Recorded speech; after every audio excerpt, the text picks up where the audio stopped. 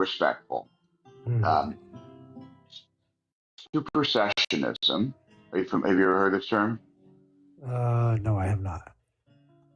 Supersessionism, to supersede, Okay. means to say, oh, actually, we are the true Jews.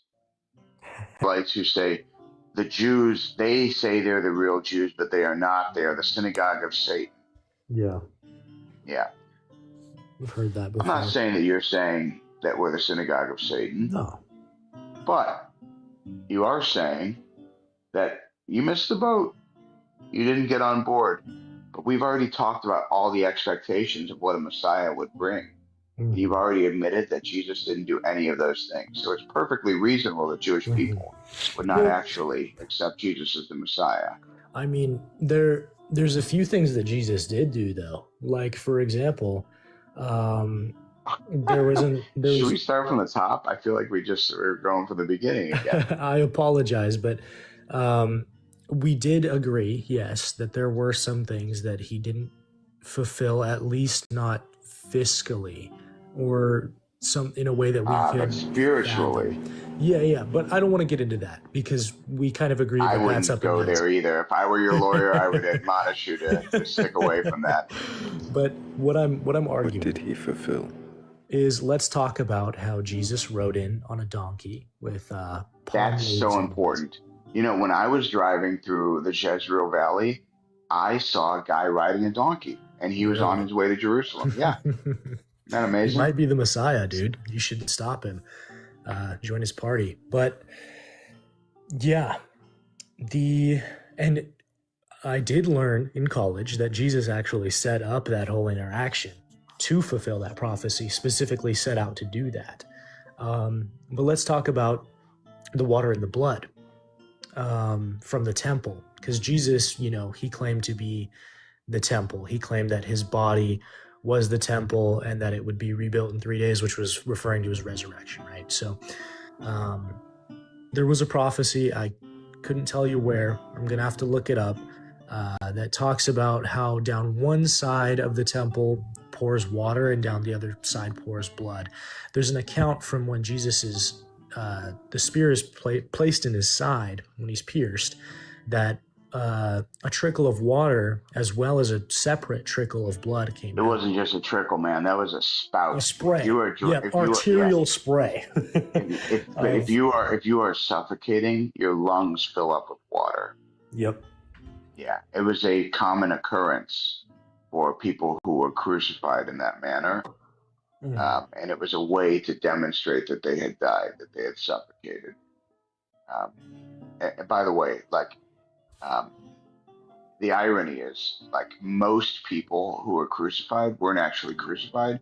They were killed and then they were thrown up on a stake, right through their belly button.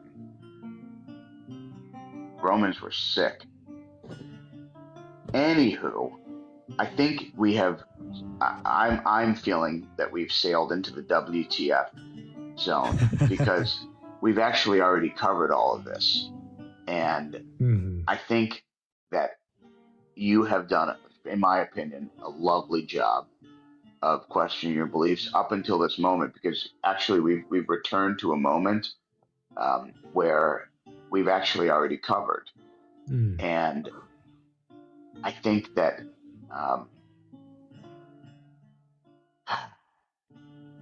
That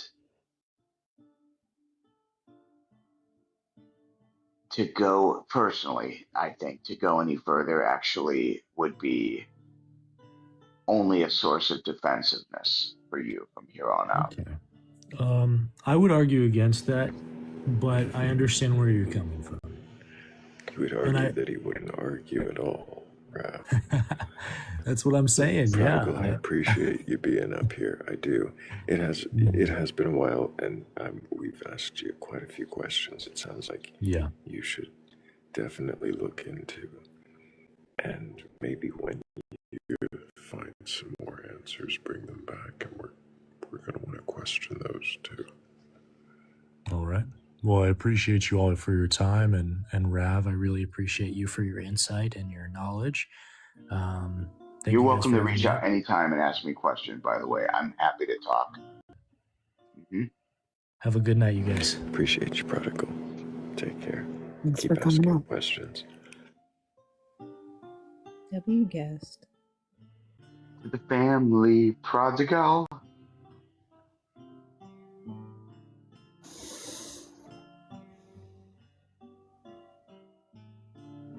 That's an And Encanto if you reference. have a belief in a god or gods, a higher power, or anything like that, you're capable of questioning that belief, then go ahead and request on them.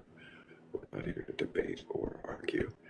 We just want to know if you can question your beliefs. And if you can, well, then what is it you believe?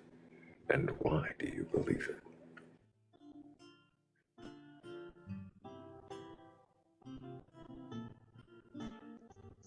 That was a lot of fun. Thank you for letting me kind of take over your entire space.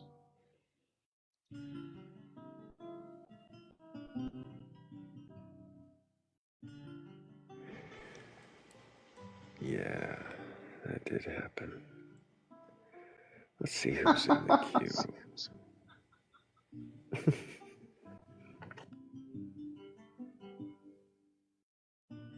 I did ask multiple times, like to check in. I didn't really want to do that, you know. No, you ask great questions. Thanks, man.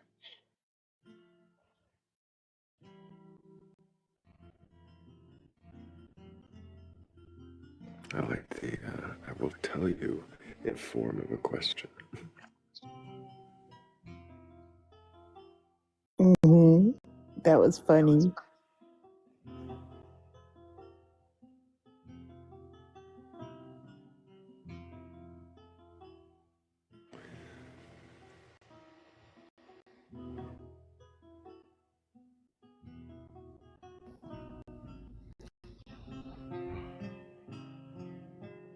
Howdy. Resolutions. Hello. I missed y'all's faces, even though I haven't seen a single one of your faces. How have you been? What do you mean? That's my face right there. Thinking about nothingness itself actively for about a year and a half, almost 2 years now. But I've taken, you may have a business student, a student of business, and I am hoping to apply a business degree to my comedy to eventually potentially make money out of comedy. But I find that a comedian is a seeker of truth, you know, because if it's funny or if it's true, it's comedy. But if it's funny and true,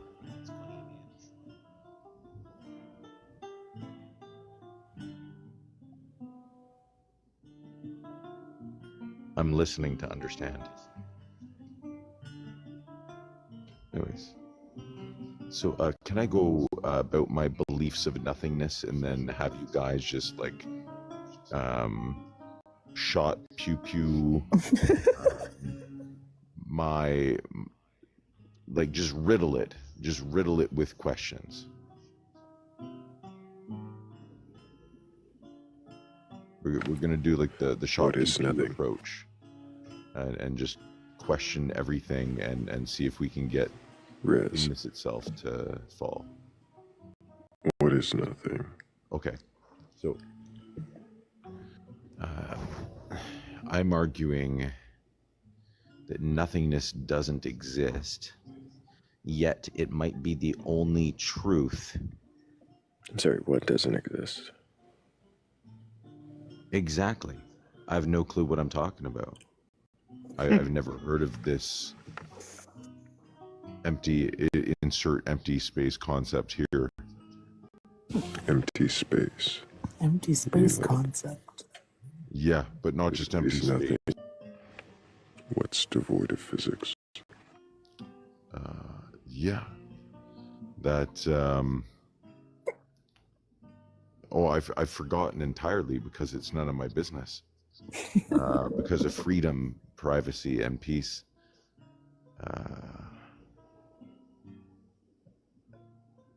Oh man, I see see now, like when you're asking me the question, I'm like, oh shoot, I'm also protecting the privacy of nothingness itself, as if nothingness itself is like shy and righteous. Righteous. It's just a non-existent guy. Oh, Rav, in the Old Testament, it doesn't say, you know, God is light. That is in the New Testament. In the Old Testament, or in the First Testament, from the more Love that clear adjustment. Yeah. Yeah. So in the Torah, it doesn't, and then Examples constitutes that the you could First kind of Testament. make a connection to, but yeah, anyway, you're saying, yeah, sorry. Like Yeah. I would say the burning bush is an example of God as light, or like God is constantly associated, especially Yud Hey Vav Hey, the YHWH is Okay. constantly associated with fire. Um, Oh. All right. All right. All right. we could talk about the Uh, etymology of that and the Thank archaeology of you. that, but anyway, you're saying, yeah. Yeah. All right. So like in the beginning, the world was without form and void, and there wasn't light yet. Right. So God hovered above the face of the deep, and we're just gonna skip all this Jewish, like Hebrew and Aramaic translation. But that's the best part. I It's know, so I know, I it's a know, I know, I biblical know. diss It's your track. It's like wheelhouse, a and biblical diss track. yeah, It's like saying the FU to the Mesopotamian and Babylonian gods. yeah, It's like I our God know. is better than I'm your doing God. this specifically so Okay, that it gets your I'm hackles listening. up, and Yeah. then I'm dragging it out of the mud as I go over it, because then, like, the actual Hebrew term for this, like I'm doing this specifically to annoy you, because that might be love. Um, I argue from the reason and authority as facts, and the substance of the universe as a tool rather than a power. That the substance. Thank you, Batcolyte, for guiding me. Neither do you care, nor wish to feel. I'm not questioning my beliefs anymore. I'm just talking about. Can I something ask crazy. you a question, Rez? Go ahead, Philly. What makes nothingness righteous? Most High. Nothingness is the Most High. Yes, Why? and this is from the perspective of physics. So, if you ask, "Hey, Rez, what's up?" Well, I'd say, well, if we're gonna ask what is up, yes, yeah. So in physics, time Oh no. is slowest where the direction of down is. So down is where time is the slowest. High. And the most nothingness high.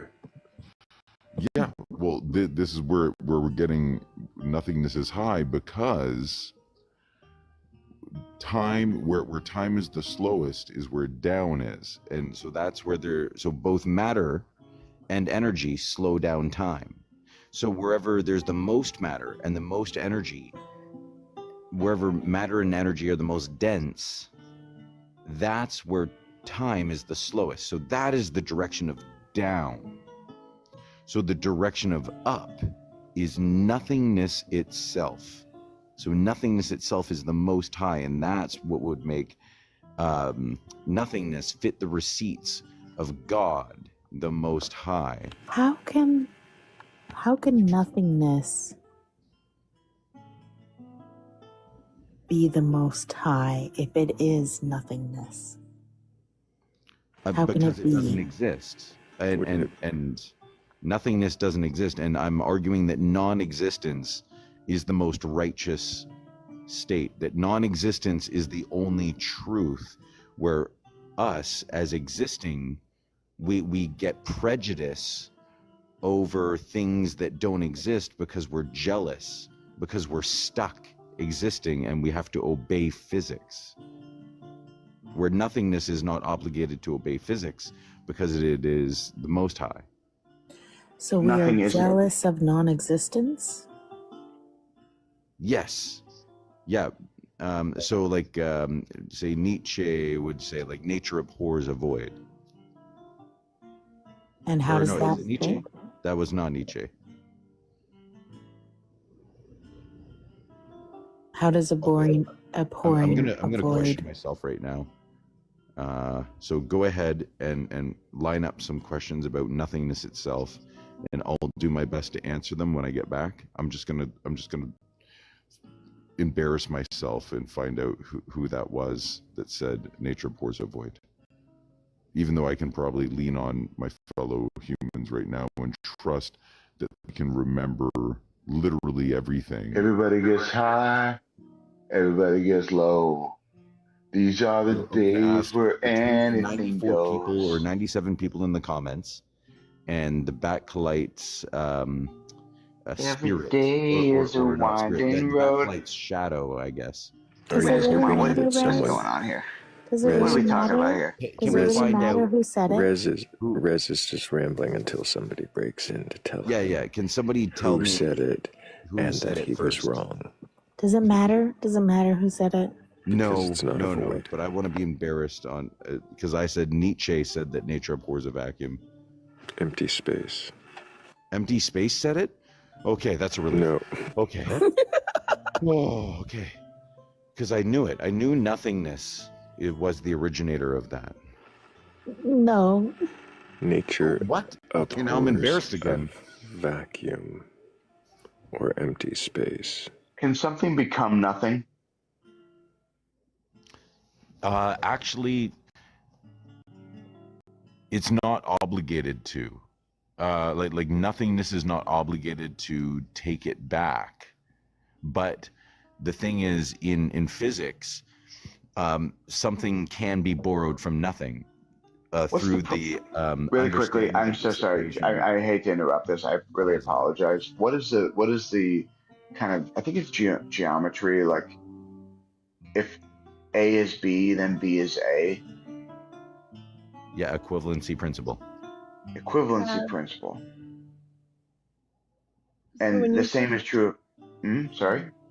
Do you remember when me and Thrayle talked about the ship of what's his name? Theseus. Yeah. Theseus. Right. We talked about when it becomes a new ship. Yeah. So that's do chairs exist?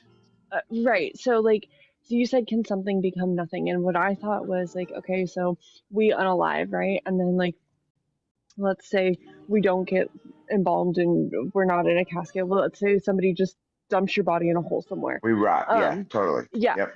And I love it. Honestly, that's the most liberating idea of all time. Sorry. Isn't it? It is. At what point do we become is there a point where we become nothing, or have we just become some other thing? Well, I've been saying this. This is my argument against the law of identity, is that yes, I exist, and also I do not exist.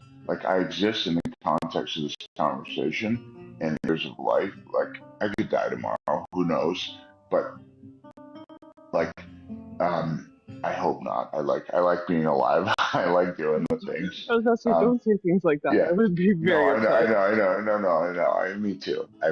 Well, I don't know. I don't know what I would be. Anyway, but the point is, in 14 billion years, all things being equal, and I get 80 years. My father-in-law calls it the 4 quarters. He says you get 20, 40, 60, 80. You got 4 quarters, and everything else is overtime. And let's say I get, let's say I get 40 years. Let's say I get 80 years, right? Let's say I get the whole thing. I get the full game. 80 years in the course of 14 billion years is mathematically 0. We would not consider 80 over 14 billion to be anything. That's non-existence. We don't exist. Yeah. And at the same time, we very much do. This is very real. Like this is happening. Like that is a direct contradiction of the law of identity to me. Me that God doesn't exist, and I don't argue. Instead, I say, exactly, bro. That's what makes them God. Have you tried not existing? It's next to impossible. I think Rav just said that I've been right this whole time.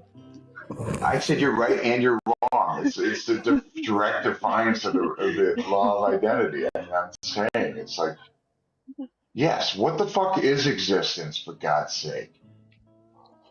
For nothingness' sake.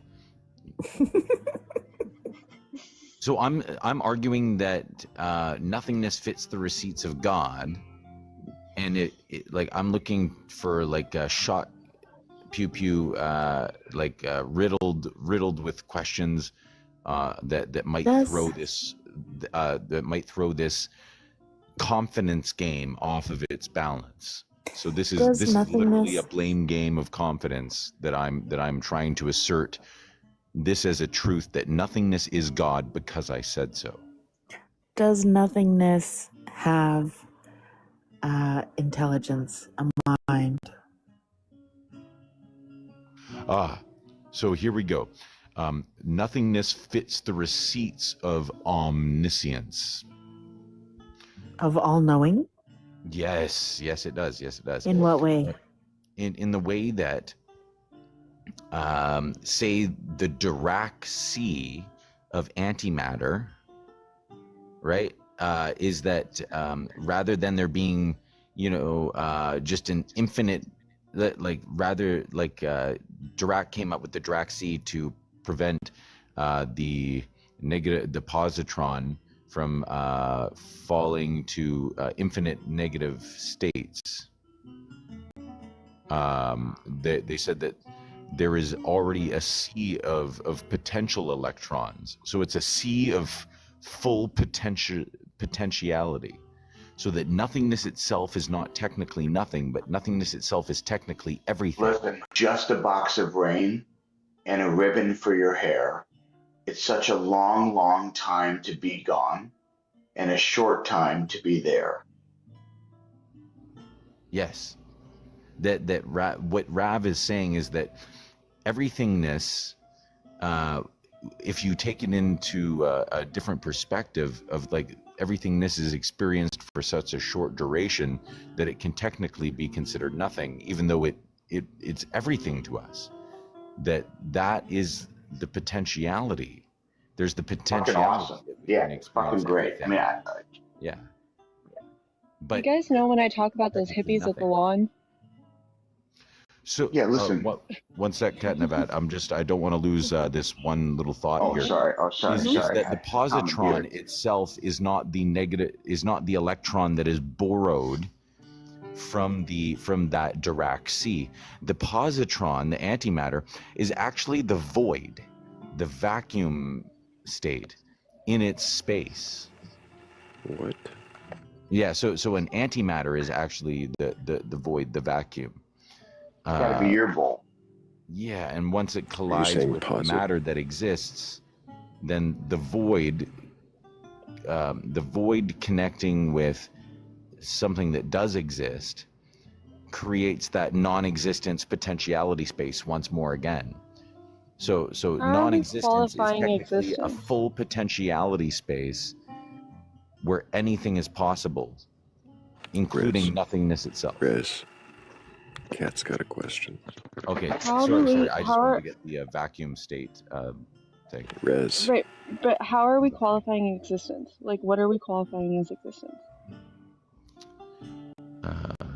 Anything that is mathematically actual.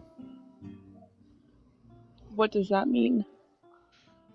So, like, through the Heisenberg uncertainty principle, there is a whole bunch of virtual particles that are popping in and out of existence. So technically, even though we can't really measure them, we know they're there. And then that is existence, but I'm saying that the non-existence is the potentiality space that it fluctuates out of. So that the non-existence isn't truly empty. It isn't perfectly empty. That the non-existence is technically full. The non-existence is that I'm arguing It's not that full. It's zero. closed off. It's closed. It's not full. There's nothing. It's not full. It can be full of something. If it's non-existence, it's not full. It's nothing. Well, I'm arguing that it is full. I'm arguing Full that of what? 0 is equal to 9. That 0, the lowest of the cardinal numbers in mathematics, is equal to 9, the highest of the cardinal numbers in mathematics. 0 doesn't exist. It doesn't exist. It's a placeholder Yes. for an idea between 1 and -1.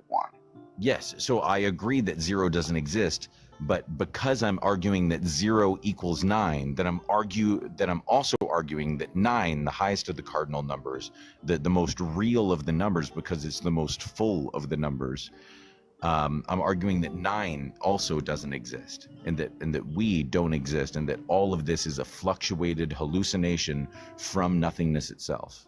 You know where 0 comes from, Why? by the way? Oh, the error. It was the not the Arabic. Arabic. Cat's got a Right. question. That's great. Yeah. But It's definitely not the why? Arabic. It didn't come from the Arabic. Yeah, why? why? Oh, before we answer why, first we need to know what and how. So once we have the what and the how, the why can We've take already on, determined. I think we that already you have can't the what answer and the how. what. Go with the Oh. why. Okay, so the what is nothingness itself, and the how is delta E multiplied by delta T is greater or equal to H bar over 2, which is that the change in energy is multiplied by the change in time is greater or equal to the smallest meaningful number divided by 2. So now we're getting Right, into but why? imaginary territory.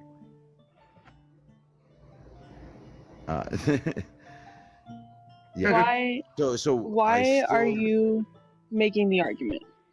Oh, the reason why I'm making the argument that nothingness fits the receipts of God,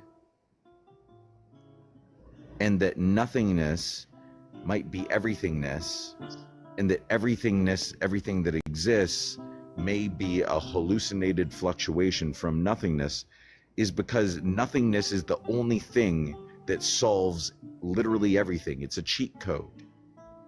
Nothingness allows Oh, it's the teleportation. wild card. I see what you're saying. Why- Nothingness You can fill in allows the blank. perfect randomness. But And that's perfect not really. randomness doesn't exist. Wait, if you look in Riz. the stock market, they Riz. seek randomness. Riz. Wait, Oh, no. okay, so why are Did you we watch trying to Pi? explain everything? I'm not trying to explain everything. I'm trying to explain nothing. Nothingness itself, and I ended up accidentally solving everything.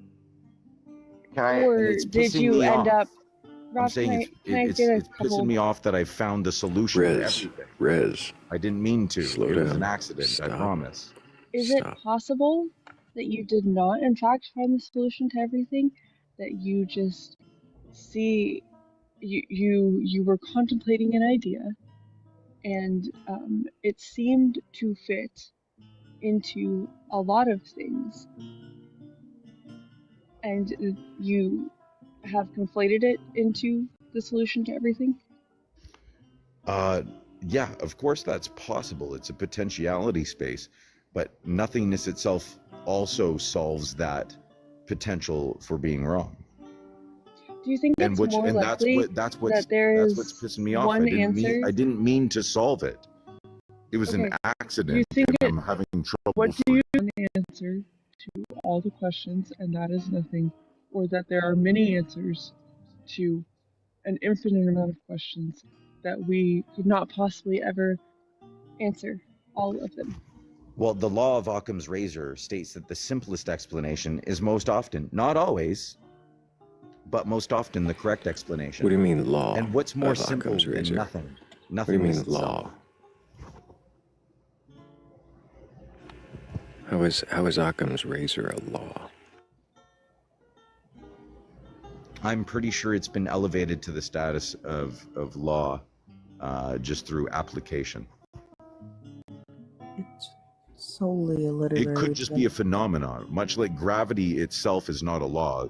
There is no law of gravity. Gravity is a phenomenon.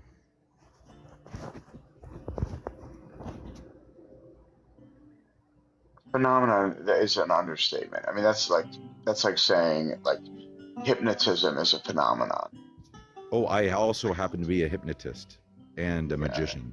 So this Oh. could just be a really detailed comedy told under hypnosis, pulling a magic trick on all of us. I have one big issue with your whole "nothing is the solution to everything" theory. Go ahead. What's the hole in it? That we can't prove that nothing exists. That there is nothing. There is no good reason to believe that nothing exists. Okay, so here's by definition, it doesn't exist. I'll wait until Rav is. Yeah, go on. I'm done. I'm rambling. Yep. All right. So that the Roger Penrose interpretation of Gödel's theorem, the Gödel's incompleteness of mathematics theorem, is not saying that there are no that there are some mathematics cannot be solved. Gödel's incompleteness theorem is saying that that there are proofs that lie without the system that prove that the system, like basically, if you trust the principle that and you can devise something that can compute whether or not, that can check whether or not the principle has been applied. You just check at random. You say, has the principle been applied here? Has the principle been applied here? And if yes, then you can create a statement in the future which you know to be true because the principle has been applied. So the principle that I've utilized for trusting the principle is nothingness itself. That nothingness itself is the only principle that and that allows for the multiverse, that allows for all possible physics to exist, and still leaves room for even more potentiality, so that the multiverse itself is still a small, teeny grain. So fucking many circles. Yes, this is Hegelian logic. It's almost like he's like, I want a sandwich. I'm hungry.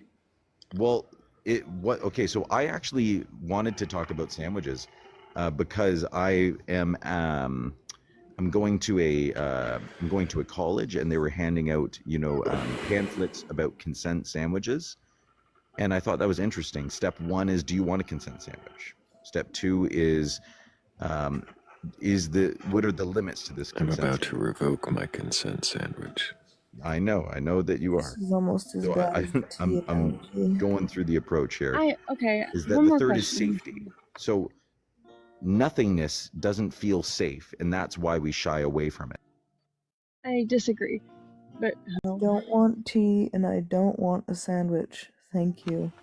I just shied away from nothingness.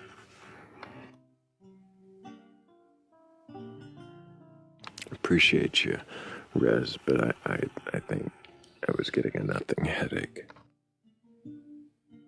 I don't understand how somebody so analytical could not see how illogical that whole thing was.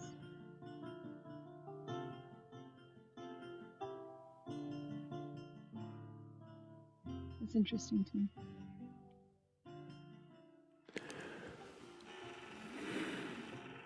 Circles. Just circles. Anyways, welcome back, Kat. Hi, guys. What's up? You were in a fantastic mood tonight, and I love it. I'm glad. Those fucking dogs, man. Yeah, took a bunch of 8th graders and 9th graders to Disneyland. And then they had some, we had some good rules for them, and a bunch of them kind of busted up those rules, and we had very similar like style of conversation here. Of like, I started with a bunch of yes or no questions to clarify sort of where they were all at, and then there was a reflective moment of questioning what they believed about what had happened, and then they designed their own punishment for how we should proceed. It was like if eighth and ninth graders can like have thoughtful conversations about how to be the best versions of themselves, how much more so can people who have any sense of a frontal cortex be able to do such a thing? And if you have a belief in a god or gods or anything, a higher power or anything like that, and you want to question it, this is the place to do that. Beautiful segue. That was amazing, Rav. I love that you brought it Well back. done. Nicely done. That is what the fuck we are talking about. I really only came up here to ask what the fuck we were talking about. I love Rez's nothingness. Oh, nothing. That other guy that likes nothingness. What is his name? I don't remember right now. I don't either. The other nothing god.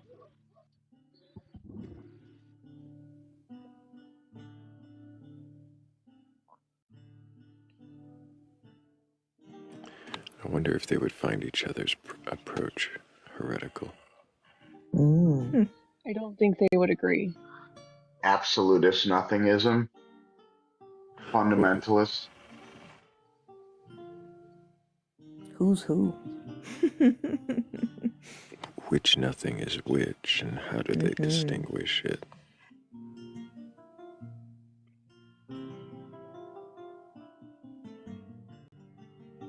Next time the other nothing guy is in the room, I'll send Rez an invite. The other nothing guy is a lot less self-assured about his nothing god, though. He's just like, I think this is probably what it is, but it makes sense to me, but I don't know, because nothing.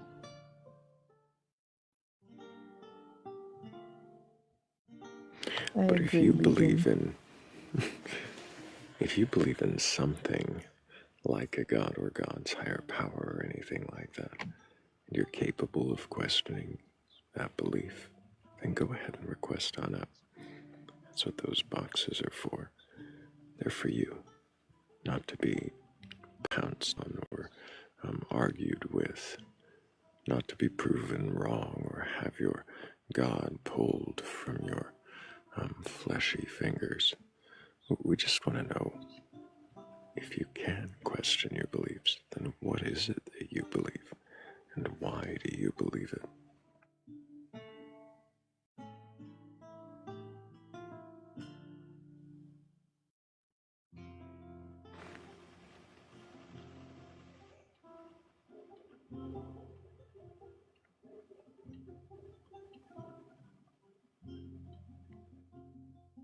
One day I'm going to play for you the Debbie Friedman Havdalah melody, because that's what this background music is. You think it is. Yai lai ya da da da da da yai dai ya da da da da da ya da da da da da ya da da da ya da da. I love it when people come up here and assert that the background music is something, because it's like, there's been so many wildly different things. It's true, I've but only one of definitely them correct. identified a It's couple me. of clips, but because it's only been clips and it's definitely very different songs, it's not those songs. I know it's not. There are just some moments where it's just so here it sounds like them. And it hears like them.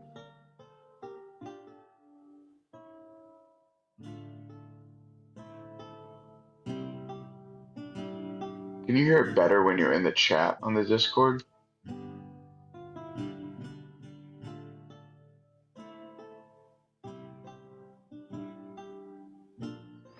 You're hearing it better now because I pulled it up, but I don't know about it in the Discord.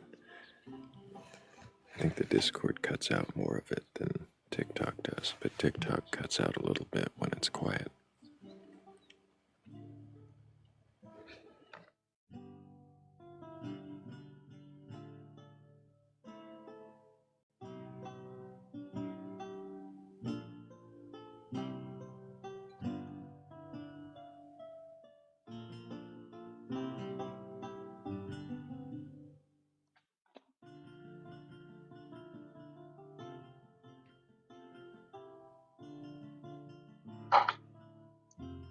I don't have a clever thing to say, but I do have clever questions if you believe in God or something like that.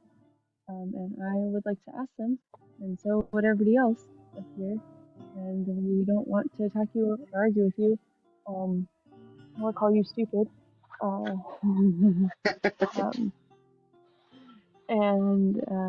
So we request that or something. Look what you did, Cat.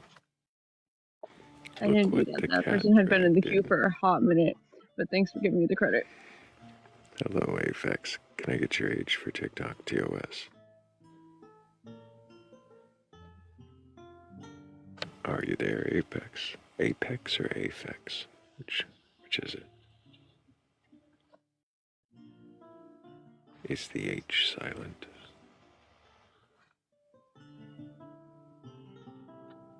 Calling all Aphex in.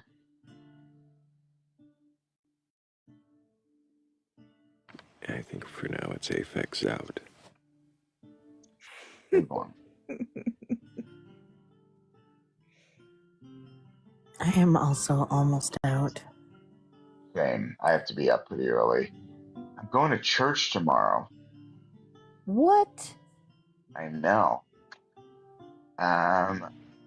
Yeah, I can't say too much because I don't want to, like, you know. But we're going to. I'll say after the fact. But Are you it's a excited to go to productive. church? Yeah, if there's any. If you're, well, Yeah. whatever. It's We can talk about it later. Yes. To say the absolute least, this is like, to me, like the only acceptable church. Oh no. Now I have questions. But Yeah, but they're Discord questions. Have fun. Pyconic, can I get your age for TikTok TOS? I'm 18. What year were you born? 2007, July, if you're... And do you have a belief in a god or gods, higher power, or anything like that? I'm agnostic, actually, so I was really curious about this. So agnostic, does that mean that you believe there's something and you just don't know what it is? Or do you Pretty much not know if there's anything at all? Pretty much. It's, it's kind of like, it's whatever. It's kind of like whatever. Yup. Maybe, maybe not. Who knows? Who am I to say? So you don't even know if there's something. Maybe. But. Okay. What might convince you that a god does exist? Concrete proof. Honestly, probably not even that.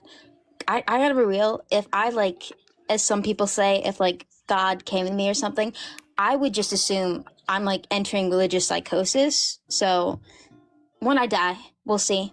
We'll see what comes after. And what might convince you that a god doesn't exist? Probably nothing. Like I said, when I die. It's just... So you feel you're kind of forever agnostic, that you cannot ever know? Probably. If something did somehow convince you or compel you to believe in this life, can you imagine what that thing might have to be? What kind of level of occurrence or evidence? I mean, I suppose to a certain point, if there is enough concrete evidence, so to speak, I could, potentially. And if that occurred, if something concrete were to compel you to believe a God at least exists, would you worship it just by nature of it existing, or would you need something more? Well, I'd need more. I wouldn't just worship it if I don't know what it stands for. If all you know is that it created you and wants your worship, would that be enough? No. What would a God need to be or to do in order to compel you to, if not worship it, at least respect it or venerate it? I mean, I'd want to know its beliefs, its morals, its principles.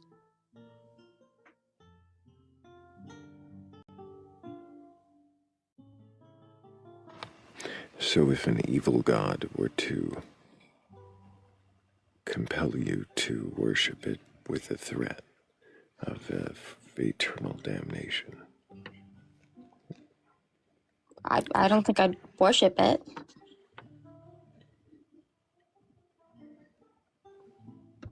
would you follow it for its threat, or would you rebel against it? I'd rebel if that's the term it would consider. Then yeah.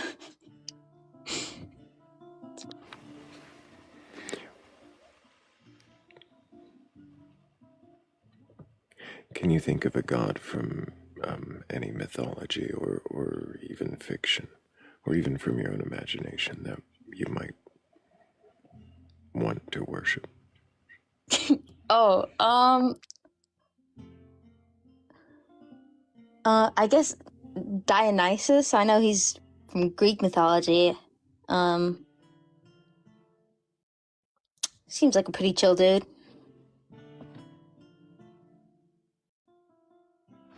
Any particular reason? Or just because he's chill? Just because he seems like a chill dude, yeah. If he happens to be real and he pulls up and he's like, "Hey, I'm real," I'll be like, "Cool, dude," respect. What qualities make him appealing? Sorry. He's like the Greek god of like wine or something, or like parties, and I was like, oh, chill guy. Is that all that he's the god of? He's god of other stuff, but it's a long list and I do not have it memorized. It's more of just like, he's, I'm not going to worship someone who's evil. Again, if I get concrete evidence that there's a god and they're like, hey, worship me or I'm going to like torture you for eternity when you die. I'll be like, oh, that's not really cool, man. Do you know what a maenad is? A what? A maenad. I do not. Spelled Maenad. I would recommend looking into that.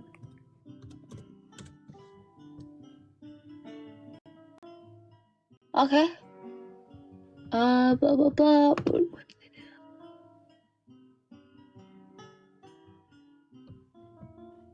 Yeah, this is not giving me crap.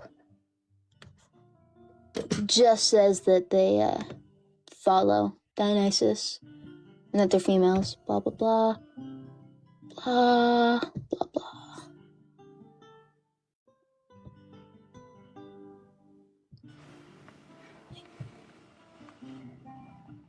Is there a specific thing I'm looking for here, or?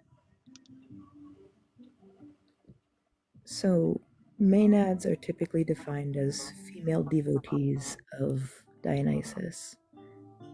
And the prime quality of their devotion is that they are driven mad.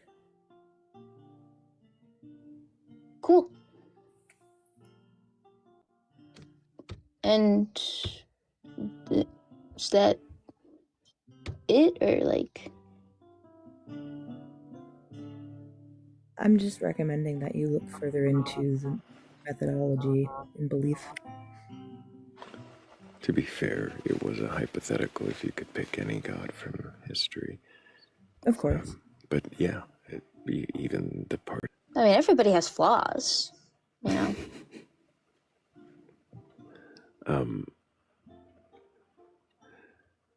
Does it matter to you at all, Pyconic, if a god exists or not? Not really.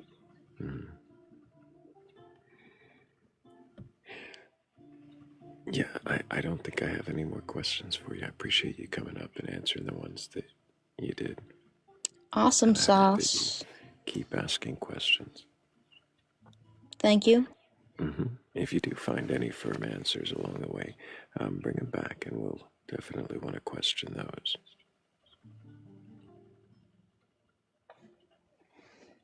Thank you for picking that up, by the way.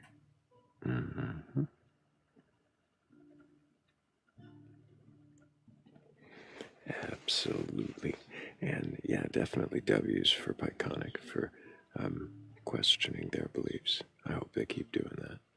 And if anybody does have a belief in a god or gods, higher power, or anything like that, and you are capable of questioning that belief, then go ahead and request on up. I'm not here to debate or argue. I'm not looking for a fight. I just want to know if you can question your beliefs. And if you can, then what is that belief? And why do you believe it?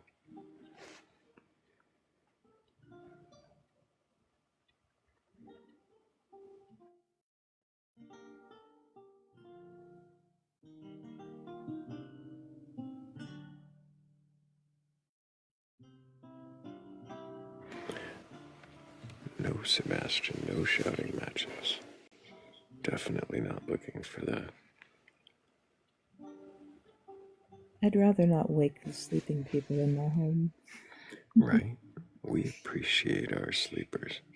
Whether you're here to tap the screen or question beliefs or just fall asleep, I appreciate all of you.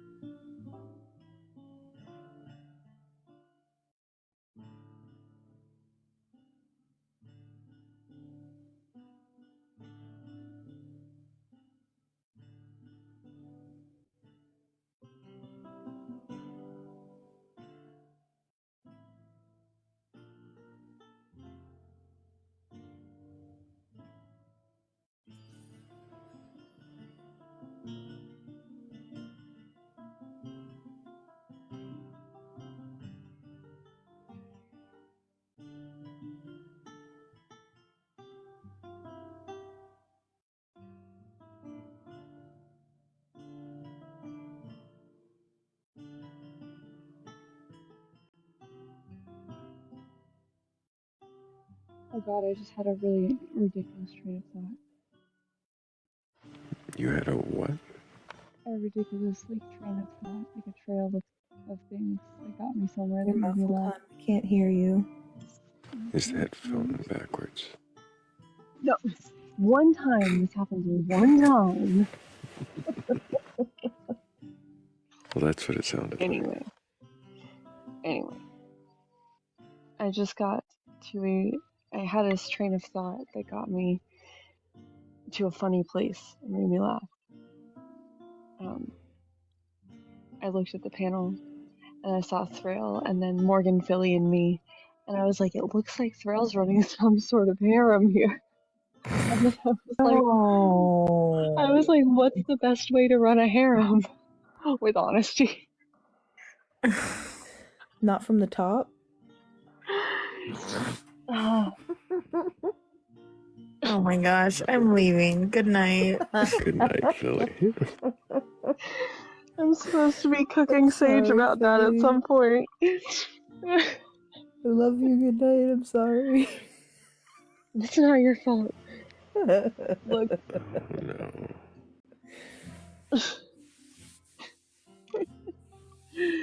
Oh, no. And then I was like, we have a believer, so that's better than this.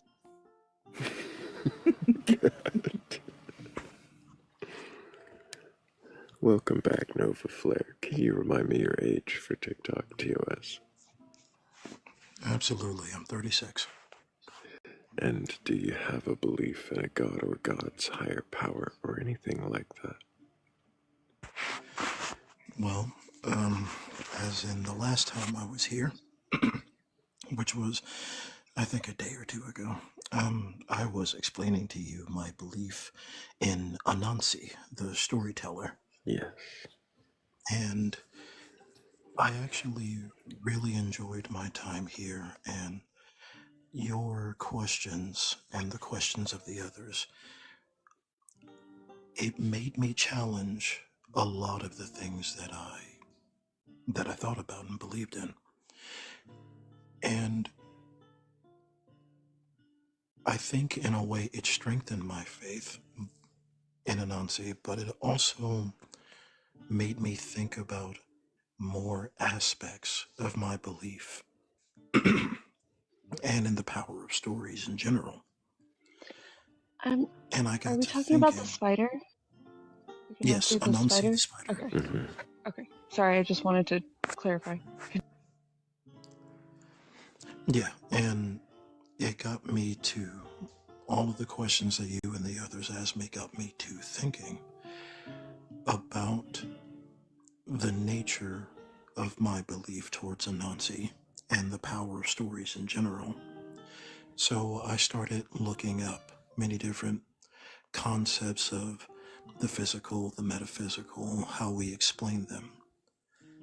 And the one thing I came across that I haven't been able to get out of my head is, what if the nature of reality and storytelling itself is pataphysical? Now, for those of you that may not know exactly what pataphysics is or what pataphysical means, it was originally a satire way of thinking about the nature of reality that was created by a French person back in the day to basically kind of make fun of metaphysical things and even scientific methods. But it is also a way to describe a level of reality that is above the metaphysical. So my brain got to thinking, what if that is how all the different planes of reality function, but story-based, where it is narrative function, where each level of reality is different levels of a narrative reality of stories. And I haven't been able to get it out of my head since. So you base this on a satirical metaphysics. When it was originally seen as a satirical, but in recent years, many more people, especially in the space of spirituality and mysticism, have started to give it a little bit more credence and saying, hey, it's a thought process to go through.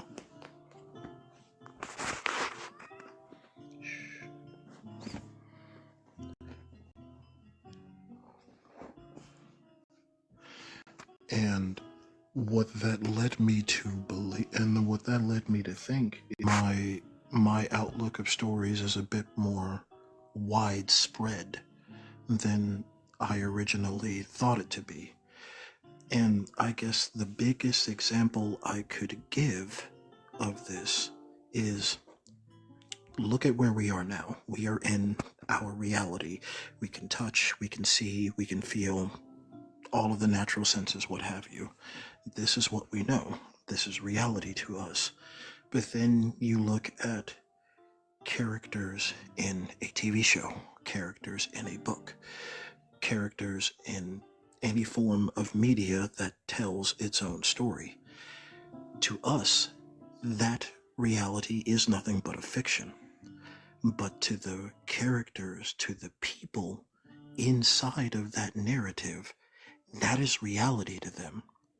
And for all we know, we could be just the same, just in a never-ending rising layer of reality, one always stacking upon the other or being born from the other, which even gives credence to the idea that if you wrote a story, you created a universe, you set the laws, you set the terms, and it just never ends from that point.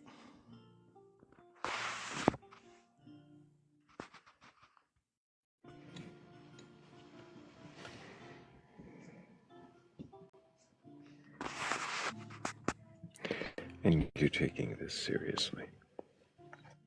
I've begun to, yes.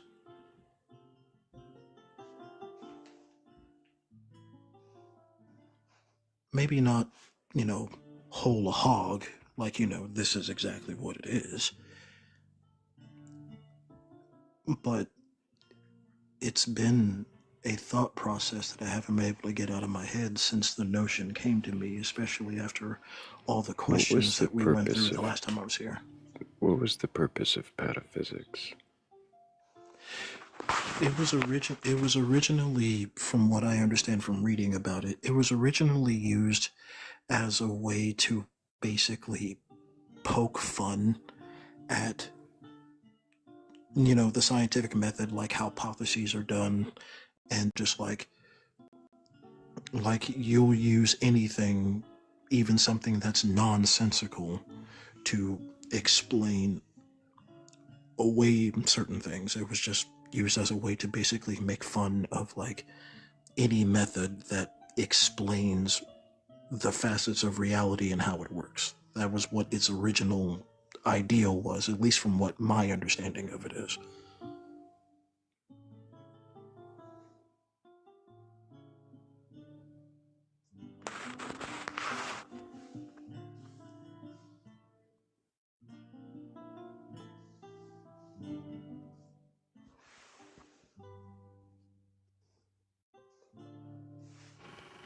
Where did you get that it was meant to poke fun at the scientific method?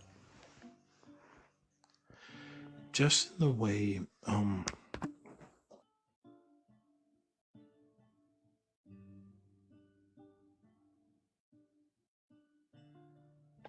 you went off that. philosophy, that's what was written about it. If you're having like a phone call or an alarm come through, we can't hear you while it's playing. It pulls you out of the app. So, yeah, we missed what you said for a second there. It was originally a satirical, it literally does say that it was a satirical philosophy that was created by a playwright, a French playwright back in the day.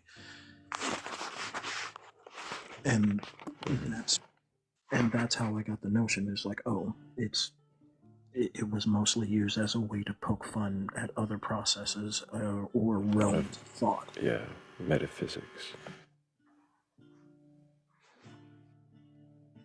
And how seriously people take it. Not just how seriously they take it, how seriously they take their own imagined explanations for things that they clearly don't know. Yes, it's like you seem so sure about something, and you seem so gung-ho and everything about the way you believe things function. And pataphysics originally was just an idea of like, well, we're going to take your assurance, your certainty, and we're going to make fun of it. And pataphysics. Also, yes, that is a cat you're hearing. I have an 8-month-old kitten who is very vocal at night.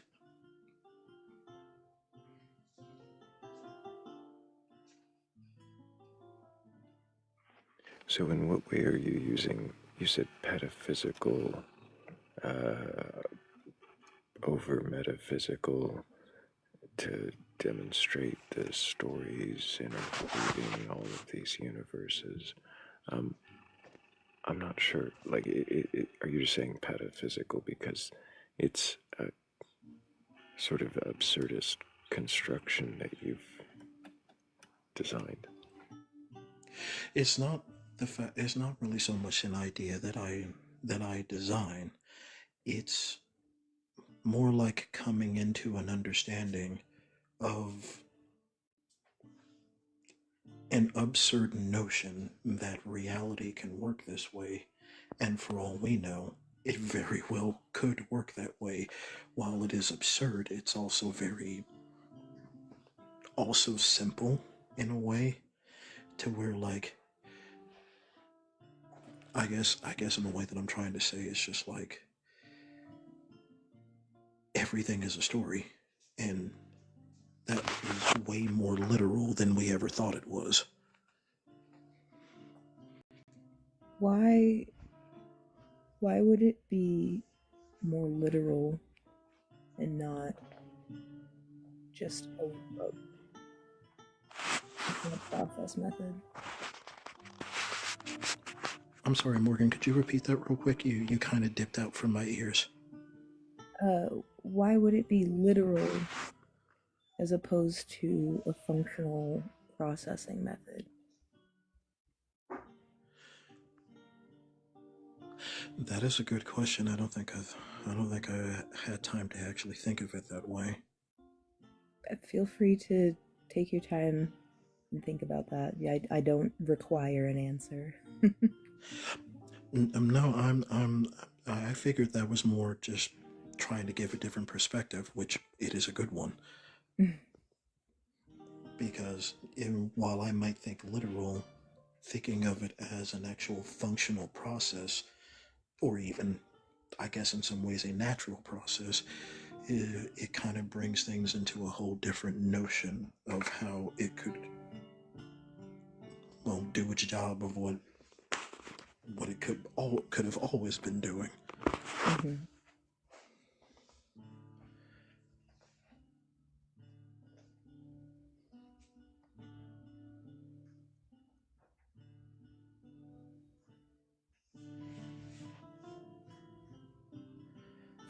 I don't know. It's been on my mind a lot ever since that first night where Thrayle got me to actually start digging deeper into questioning what I believe and what I see and feel, especially when it comes to my faith in things. And that notion dug into my head like an earworm, and it just won't leave. He has a tendency to do that. I can see that, because the notion of an idea like that being real is amazing, and also subtly terrifying. Because when you tell people that, yeah, reality is real, but you're also living within a story, and then they start to get up in arms and antsy because they think, oh, if I'm just a character, where's my free will? And it's just like, just because you're in a story doesn't mean you don't have free will. And even people who write stories say that sometimes it feels like their characters have a mind of their own. They're just recording what happens in their own mind on paper. Mm-hmm. We do say that. So frequently. I say it all the time when I'm drawing a character or writing one.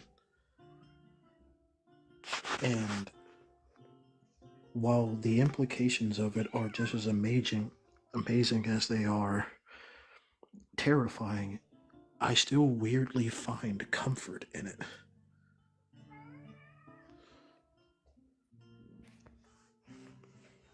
What about it is comforting? I think the reason why I find such a notion comforting is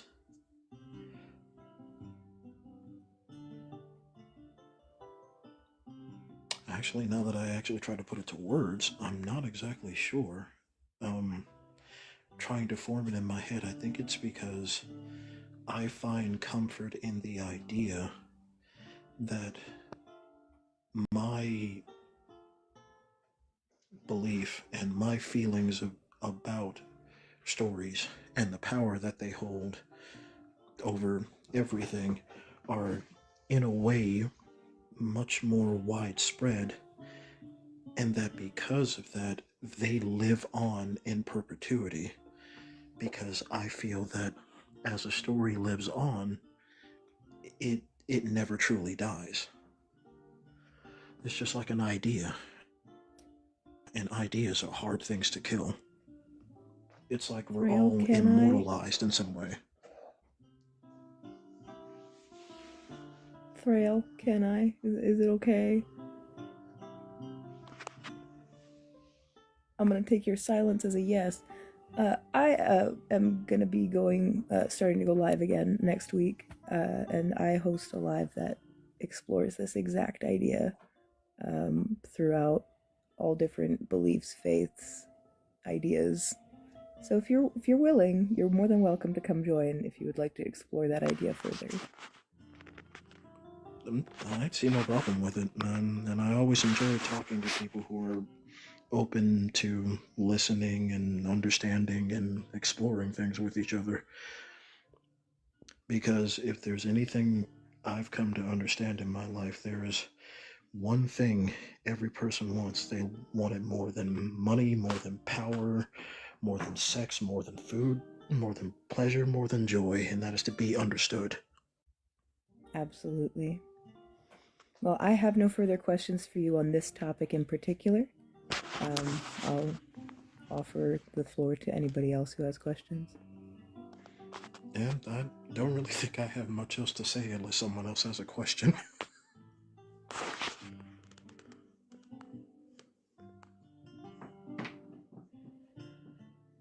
Kat, do you have any questions for Nova Flare? I'm going to take Kat's silence as a no. Yeah, I think that I would wonder, Nova Flare, why. Well, actually, I would. Did I recommend a story to you before? I don't think you did, no. Not that I know of.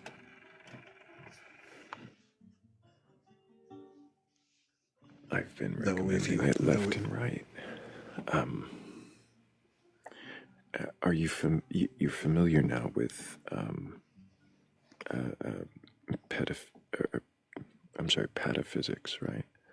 Yes. From a French playwright. Before, actually, the author I'm going to recommend, a French.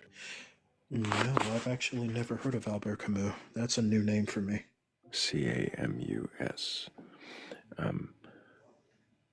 And the myth of Sisyphus. Sisyphus, that's the Greek tale about the person who had to roll the boulder up the hill endlessly, wasn't it? That's the one. Well, I am familiar with Sisyphus, but not Albert Camus. I think you should read what he had to write about that. It's a short read. But I don't have any more questions for you for right now. I really do appreciate you, Nova Flare. I hope that you come back and we get to talk to you again. No, absolutely. I've come to enjoy being in your lives and participating. Well, I really appreciate you. I hope you keep asking questions and definitely bring back whatever answers or questions that story brings. So, take care. You too. Thank you very much.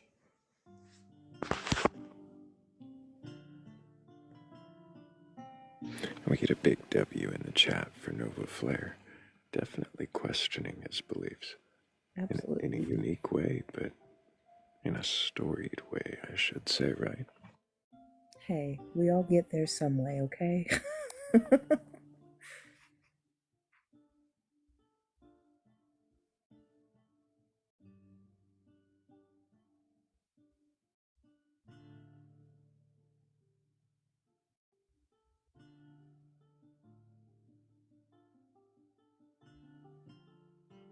So you are going to be doing lives again soon, Morgan? Yes. This week is when I'll be starting up again. I haven't decided if I'm probably not going to be doing it every weekday. I haven't decided if I'm going to be doing like Monday, Wednesday, Friday, or Tuesday, Thursday yet. Every day is a lot. It is a lot. It is a lot.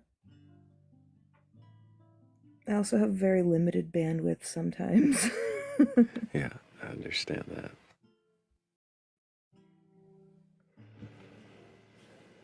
Hello, Moji. Can I get your age for TikTok TOS? Yeah, absolutely. It's 28. And do you have a belief in a god or gods, higher power, or anything like that? I think I'm still to a degree struggling with identifying what it is, but it would probably be more in the place of a higher power, something greater than me. And what is the it? That's where I'm kind of stuck. I don't know how to necessarily identify it as a specific being, but I think there's something that I can't explain, that I had an experience with. And I've been trying to kind of figure out if it's something greater than me that exists or if it was just like my subconscious protecting me and categorizing that as it.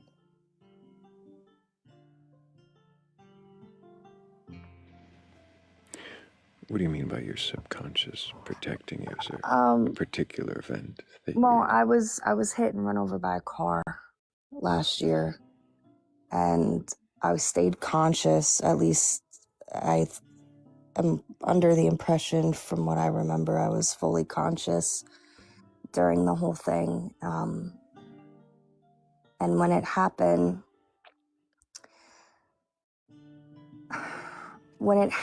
I vaguely remembered having kind of an experience on that road. I shouldn't have survived the accident, and I did. And I was never one to really believe in God or religion.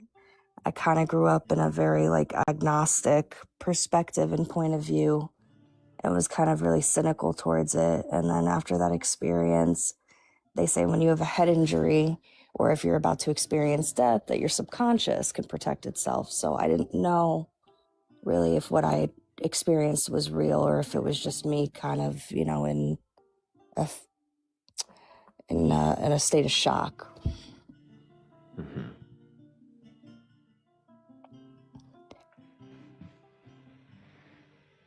Is there any reason you have to believe that it was real and not a state of shock? I saw myself in third person. And I sing on here and I talk about the accident a lot, but I've never, I don't know, I was scrolling through because I was up late tonight and I saw your live in the For You. But it plagues me sometimes because it was the only way I could experience or describe it was sheer terror and then instant peace. And I was looking at myself from third person. But I wasn't scared, and it was like everything but nothing was happening at the same time.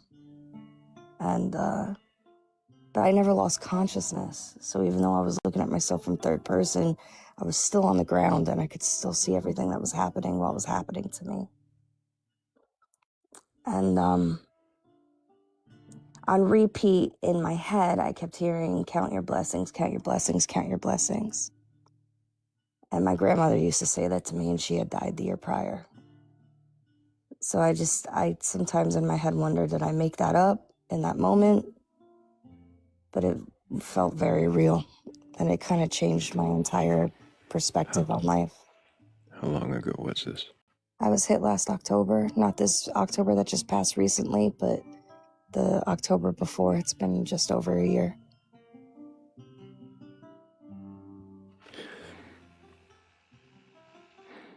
And when did you first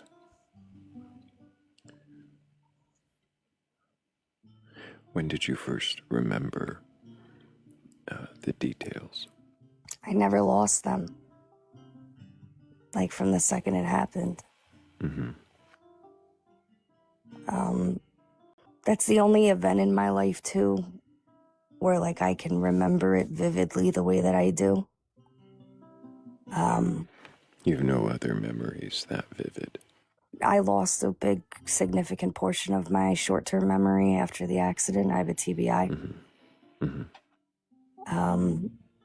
I mean, I have some vivid stuff, but I've become kind of a pro at pushing things to the subconscious.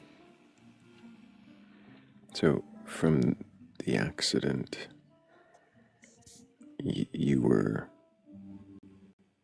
was like, you say you never lost consciousness. No, I was awake from the moment I got hit to the moment I flew across the car. I hit an F-150, threw my body back in front of a Honda Odyssey, and then I turned my head, and the tires were coming towards me, and I just kind of figured it was it. I was going to die, and then it ran over my chest and legs. She rolled over my chest and within what felt like forever, 30 seconds maybe, everybody was out of their cars around me. I was awake the whole time.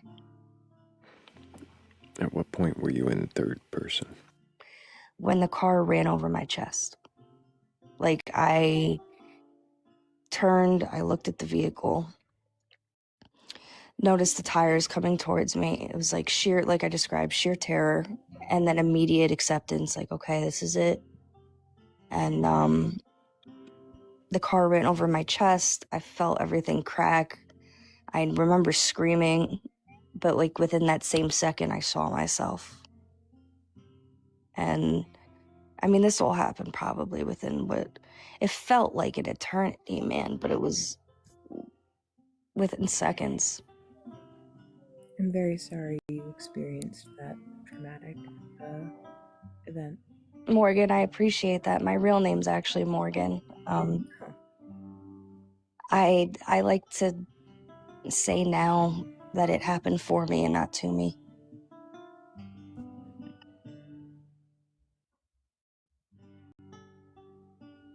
But I appreciate that. From one Morgan to another, of course.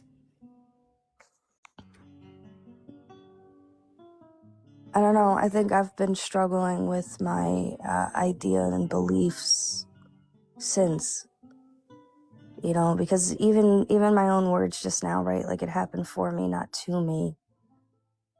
I question myself a lot logically, like, okay, am I telling myself that from a spiritual and emotionally attuned place so that I have something to excuse what happened?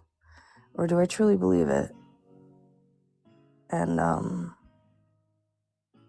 I don't know, but it plagues me most nights. I'm up until 5, 6 a.m. a lot like this.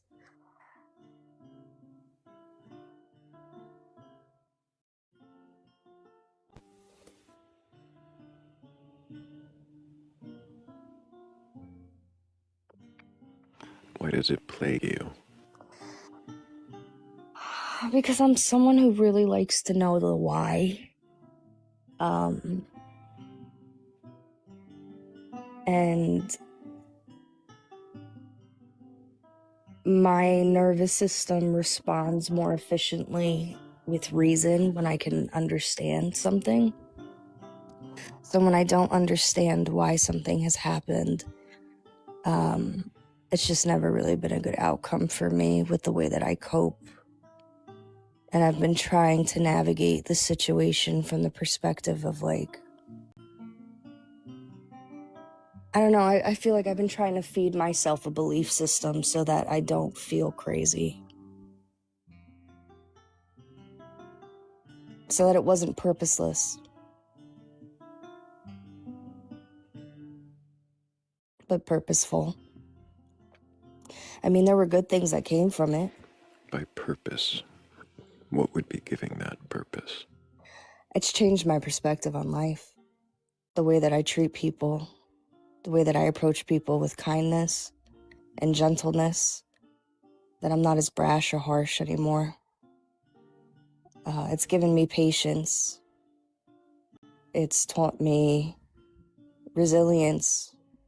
And that I don't have to get sucked into the undertow. But there's other parts of it that are horrifying, and you know, that haunt me daily with the CPTSD and the TBI. I'm a singer. I almost lost my singing voice. You know, I have to really navigate that now because I make a big portion of my money playing live music.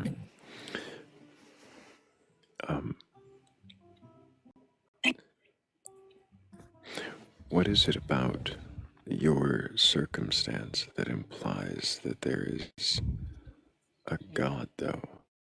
Well, see, I wouldn't call you it. say that you had a third person moment, but wherein there implies something godly. And couldn't that have, as you've already acknowledged, just been part of your mind processing a moment? That's where I agree with you. I don't know. But it felt, and that's the only way I could describe it is with a feeling, right? And it felt otherworldly. That experience felt otherworldly. Hearing my grandmother felt otherworldly. When I was rushed to the hospital, I was put in, there was just a lot of synchronicities that happened, and I don't really believe in coincidences necessarily to that capacity. I think there's synchronicities. I think energy can't be created nor destroyed, and it has to go somewhere. But like, what is energy? Atoms, man. I mean, atoms are energy. I think, I don't know. That's a good question. I don't know. I've never really asked myself that. Sit with it for just a moment. You don't have to answer, but I do need to speak past you just long enough to thank Sebastian, Philly Red, Ms. Bear, Shell, Heather's Descent, Jace, Missy. Missy. My brain just completely skipped on a name that I know. Also, Danny Crack and Morgan Le Fay.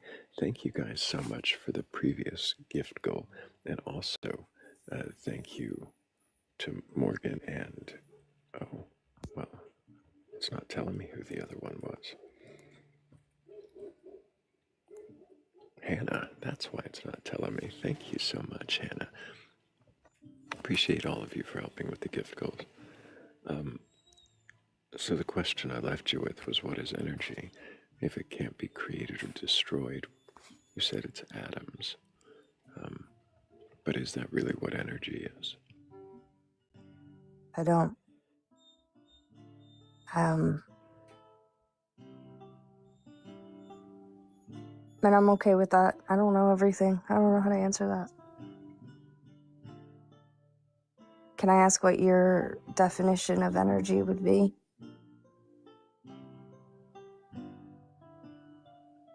Well, in the context that you're using it, I don't know what you mean, but energy, as far as I know, could be the ability to do work.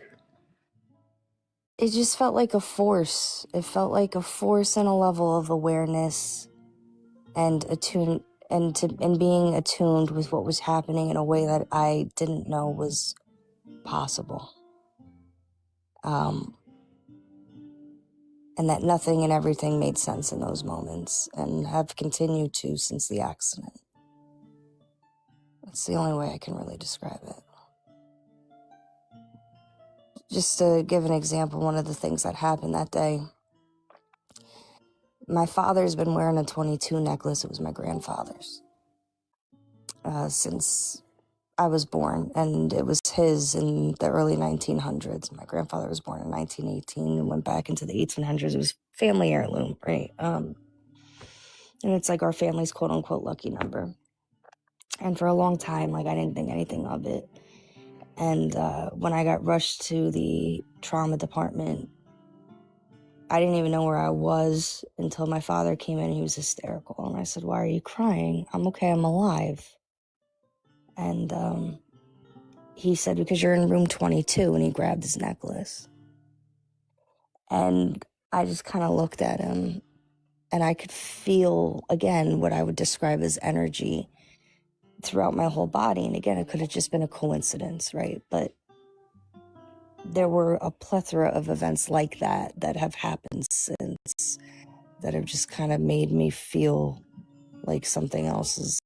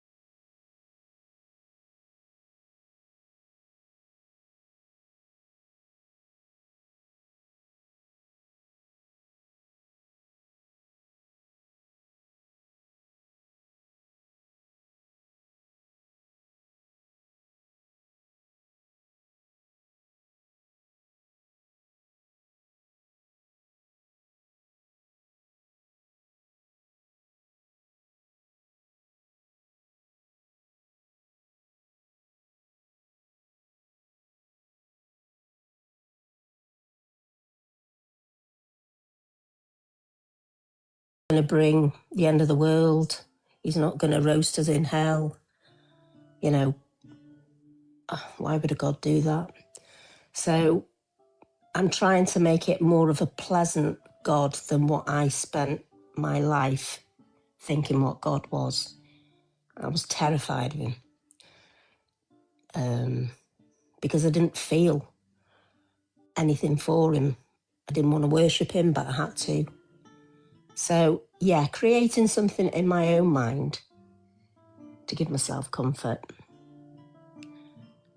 I'm getting there.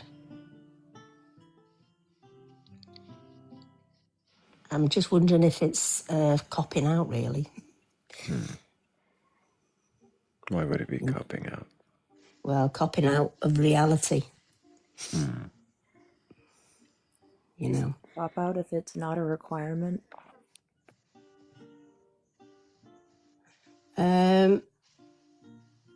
No. I mean, I used to think, people who say, oh, I'm just, you know, I just want to live a good life and be a good person. I used to think, how can you live your life like that?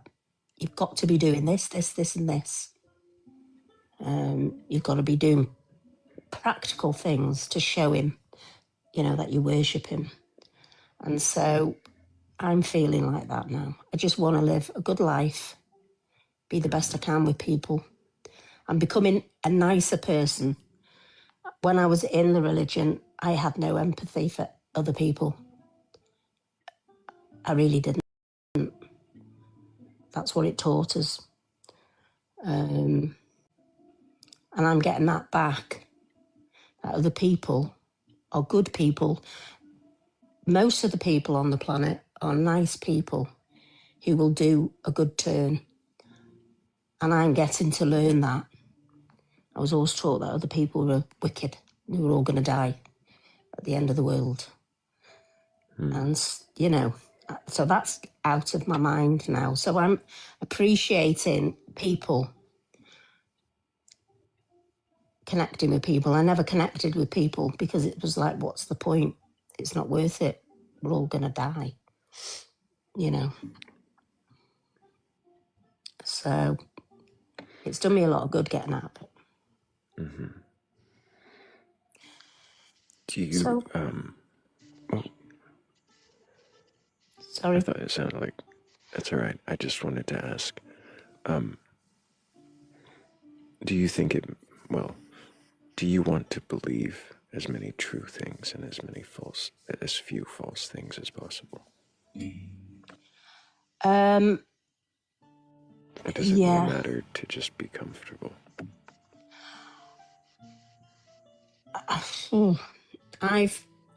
Because I've worried all my life, I just want to be comfortable. The things that you see on the news and the way things are going with the world really frightens me. So I've stopped watching the news. Stopped talking about politics to my husband. And he's like, oh, you can't bury your head in the sand.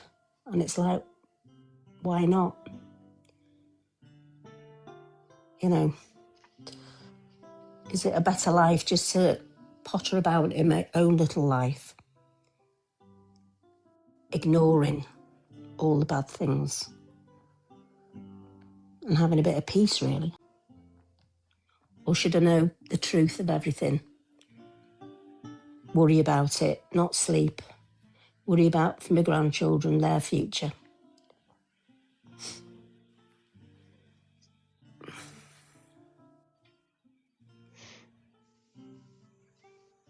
I think that that's a really unpopular opinion, but it's one that I completely agree with. Oh, good for you. Thank you. Yeah, I think it was more in line with your previous religion than that. I too bury my head in the sand and choose to believe the things that make me comfortable. So I get it. Yeah. Yeah, I've asked myself a question, actually, and I don't know what you think about this, but I thought, would I prefer a world with one religion that everybody believed in, or a world with no religion? And I've been asking myself that a few days, and I can't come up with an answer. What do you think? Does there have to be an answer? No, it's just a little question I've been asking myself. If the whole world had one religion, what would it be like? Or if we lived in a world with Friend, if no there was religion? I think the no religion. Do you think? Mm. If we were all unified under one idea, religion wouldn't be a factor. Mm. Well, but if we all had one religion, that would suggest that everybody had some sort of deity, whatever that deity would be. Mm. And I think it's far more interesting to imagine a world with no deities. I've been. Come from? So, pardon? Because then where does the power come from? Right. Well, I've been thinking, I've been looking at countries that don't have a religion, like China, North Korea, Russia. Russia does now. Does now, but I feel like there are better examples of this. Those are the countries you looked at for examples of not having a religion. Mm. It sounds like a deliberate choice. I couldn't think of any other countries that don't have a religion that are really happy, have happy people. Happy with that. China, North Korea, and Russia have happy people? No, that's what I'm saying. They're examples of countries that don't have a religion and they're not very good countries. Japan. All three of those countries do have religion. Mm. Not like Europe and the US. Really. Japan. You're losing your audio, Kat.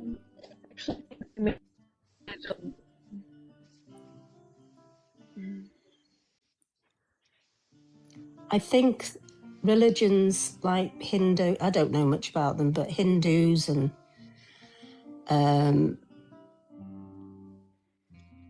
the Eastern religions, they don't seem to cause that much problem. It's the Abrahamic religions that are causing all the problems in the world. I might look into that a little bit. Well, India and the Hindus, they have the caste. They do. There's some issues with the Dalai Lama. There's some issues there.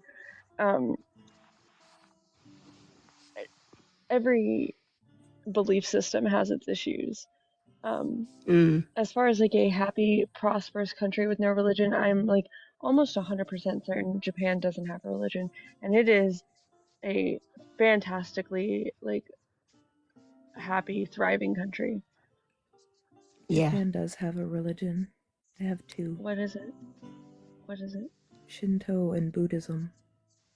Right. Well, so like, I'm not saying that people don't practice religion in Japan. I'm saying that I don't think they have a national religion. I think they made it illegal to indoctrinate children.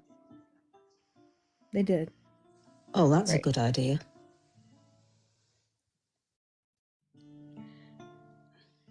Yeah, I think passive.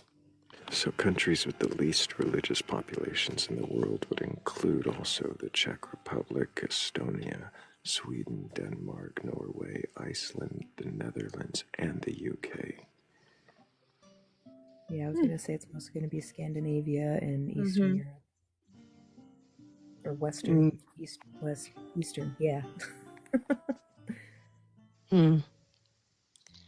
Yeah. I did live in Scandinavia for a few years. They're Lutheran over there, religion, the Christian religion. But they weren't very religious at all, the people. And it was a relief, really, when I did live there. Um, the UK has got a revival of Christianity. It's growing in numbers, apparently.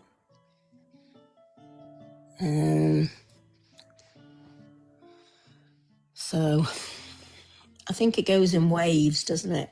You know, through the centuries. The UK was at the bottom of that list, but there were several other countries that are not North Korea or China that were also very non-religious.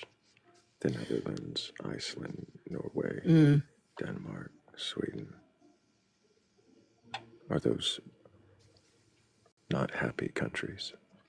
Yeah, they are. Yeah, they are. That's what I was saying when I lived in Scandinavia, Sweden. It wasn't in your face at all. And in the UK, it's very moderate. But like I said, the numbers are growing in the UK. Do the numbers growing mean that the society will be happier? No.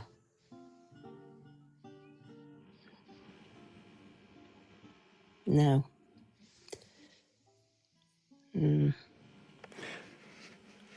I appreciate you coming up, Lush. I don't have any more questions, but Kat might, or Morgan may. Well, thank you. I had a question. Did you say yes you do, Morgan? I said I do not. I had one when I came up here and I don't remember exactly what it was. So Okay. I got some good ones in anyway. Well, it's been lovely. It's been lovely talking to you. I appreciate you, Lush. I hope that you keep asking questions, and if you do find firm answers, definitely bring them back. I want to question those.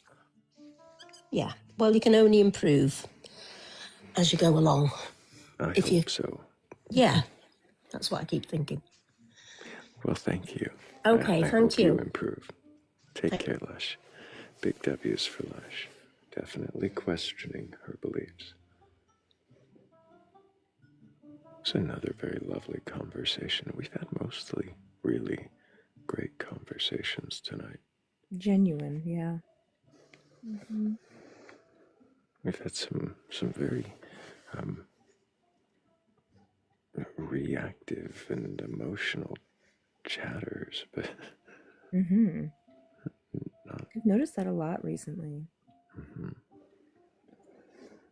Dude, last night, it was all me and Huggy could do to keep up with it. The chat was wild. I didn't catch that, Cat. I'm sorry. So last night, it was all me and Huggy could do to keep up with it. The chat was wild. it was pretty wild. It was. I'm not sure how to say that name, but at the end of it is a Jack. Hey, Jack, can I get your age for TikTok TOS? Is it Money fucking Jack? I really don't know how to say that name. What is the name there, Jack? All right. Well, we'll just assume that it was a sleep request. And we've also got Dean. Hello, Dean. Can I get your age for TikTok TOS?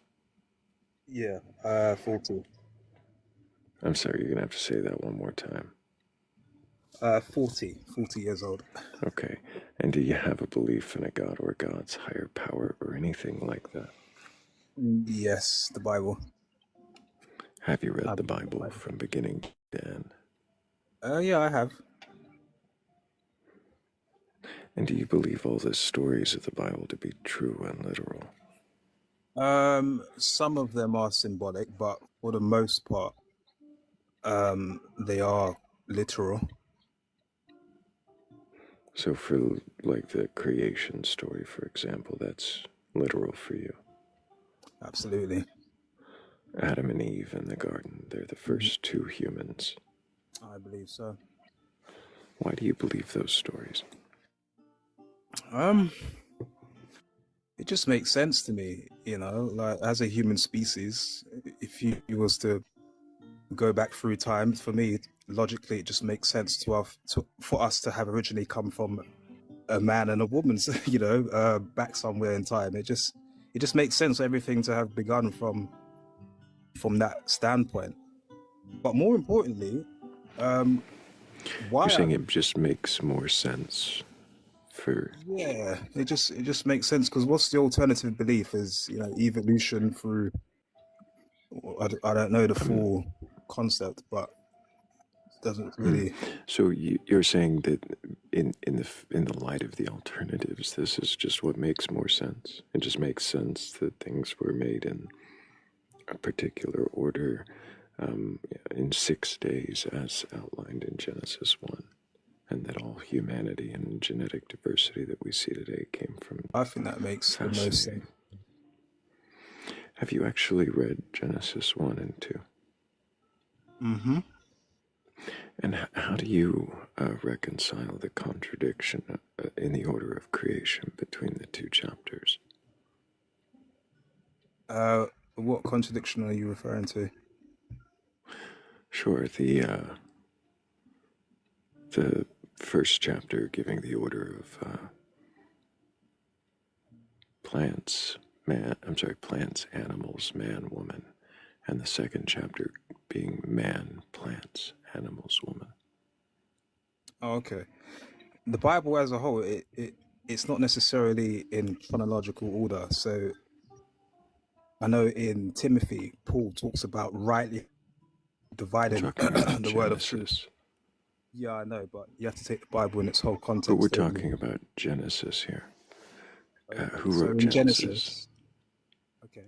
So Genesis, sections in Genesis are not in chronological order, which is the case in most chapters of the Bible. I'm not talking about sections. I'm talking about a described order. It says in Genesis 1 that things were created in a particular order on 6 days. That things are created in the order of, it's light, firmament, plants, sun and moon, animals, man and woman. And then in the second chapter, it provides a new order of creation, saying before there were plants, he makes a man, and then he plants a garden and makes animals and a woman. Okay, we'll have to go to the exact verses for me to make sense of this supposed contradiction. It's probably most evident at 2:5. It's what, sorry? 2:5. I was just Go ahead. volunteering to read. Genesis 2:5, did you say? Yeah, what translation of the Bible do you read? The KJV mostly. Why is that? It's one of the most it's one of the closest translations to the Hebrew, from what I understand, outside of the Sefer Bible. Interesting.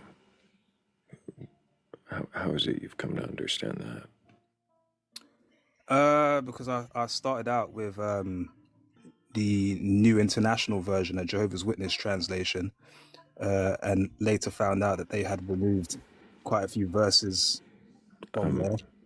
The Jehovah's Witness translation wouldn't be the NIV, that would be the NWT, the New World Translation.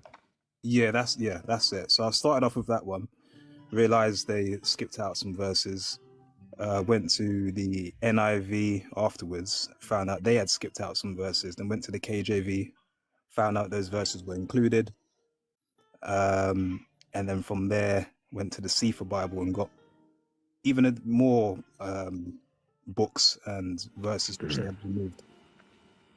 And so you think that somehow the KJV is the most accurate besides that? It's up there. I wouldn't say it's the most accurate, but it's definitely above the NIV and the New World Translation. Mm-hmm. I might agree with you, at least as far as these chapters are concerned. So you have a KJV ready? Yeah, I'm on my computer. Kat also has a KJV handy. I And don't it's have a volunteer. KJV handy. Oh, I only have did. the ES. I have my ESV handy. Oh, now I want to know what it says. At 2:5. What, my ESV? Mhm. It says, when Sorry, no which bush of the field was yet in the land.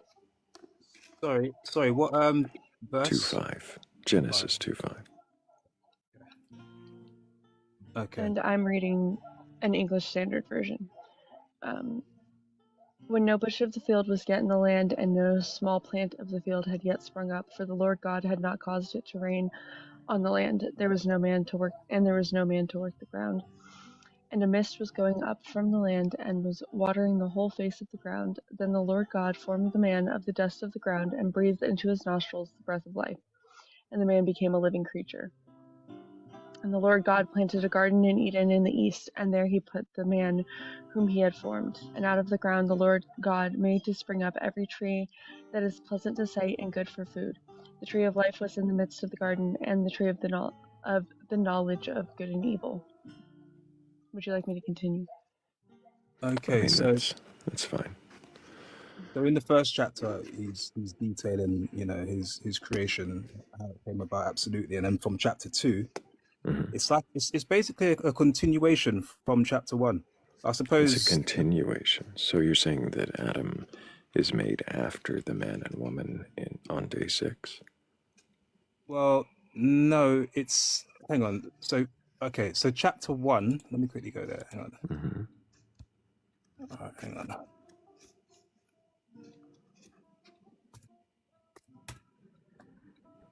All right, so when are we getting?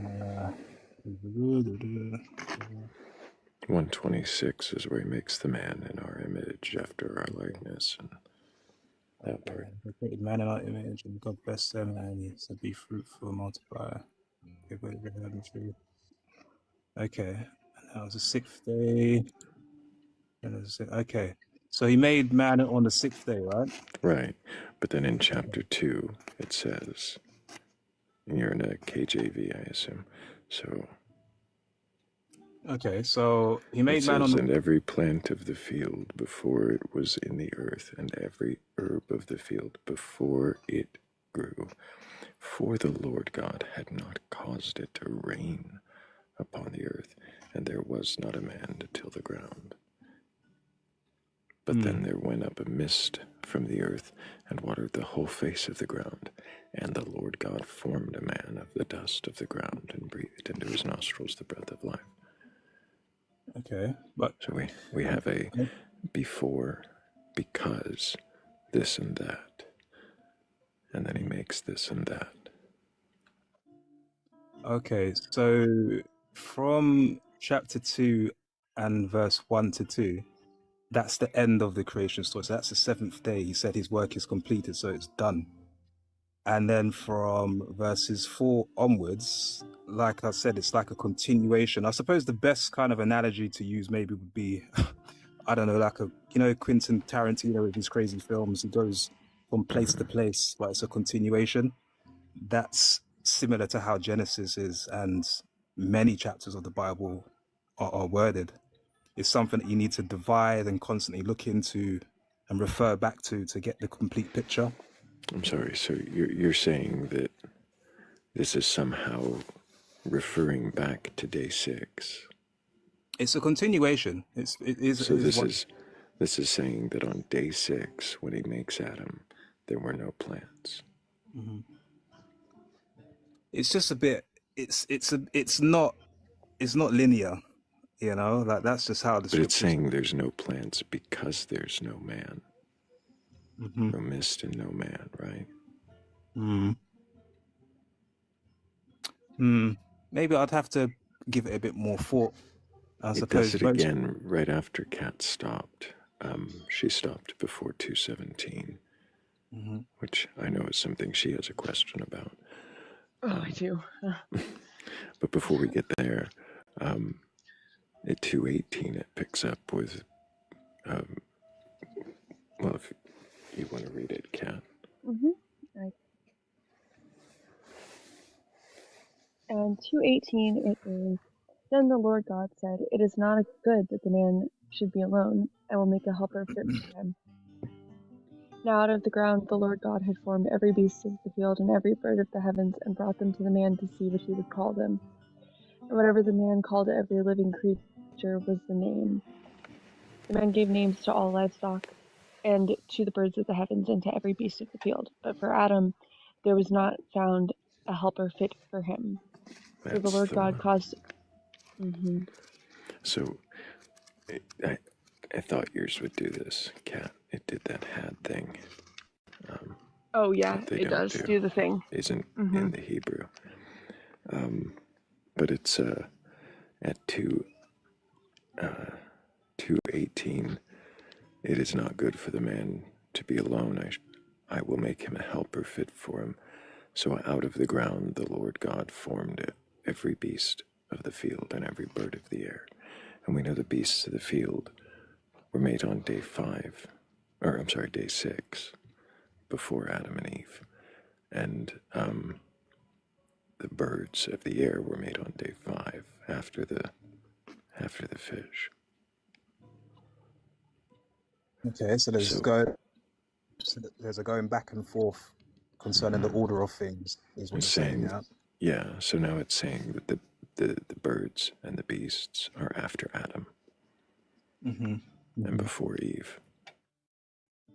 Okay. So day 6 Can I... just got a lot more complicated, didn't it? Okay, well, what I'd say is, without taking a lot of time out to really look into the whole context of the scriptures, these would be reasons not to believe in the Bible. But your prompt asks the question, why do you believe? So if I could go to why I believe. I do want to ask why you believe. I did ask you first why you believe these stories. You said they were more likely than other explanations, which is why I asked, well, what if there was some kind of contradiction there? And so now that we've presented what appears to be a contradiction, the question really is this more likely than explanations that don't contain contradictions? Yeah, I just think with the scriptures, it's a book that you have to dedicate a lot of time to. It's not something you can read on the surface and necessarily get the accurate, the accurate information straight away. You have to give it some time. It's something you're supposed to read throughout a lifetime consistently, and things start unfolding, the puzzle starts forming and becoming a lot clearer.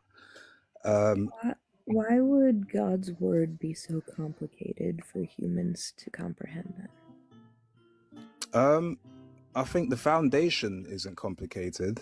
I think when it comes to other bits of information which people just might want to know for the sake of knowing, it can become a bit complex to get the answers. Don't you think that the creation of the world is like the foundation, maybe?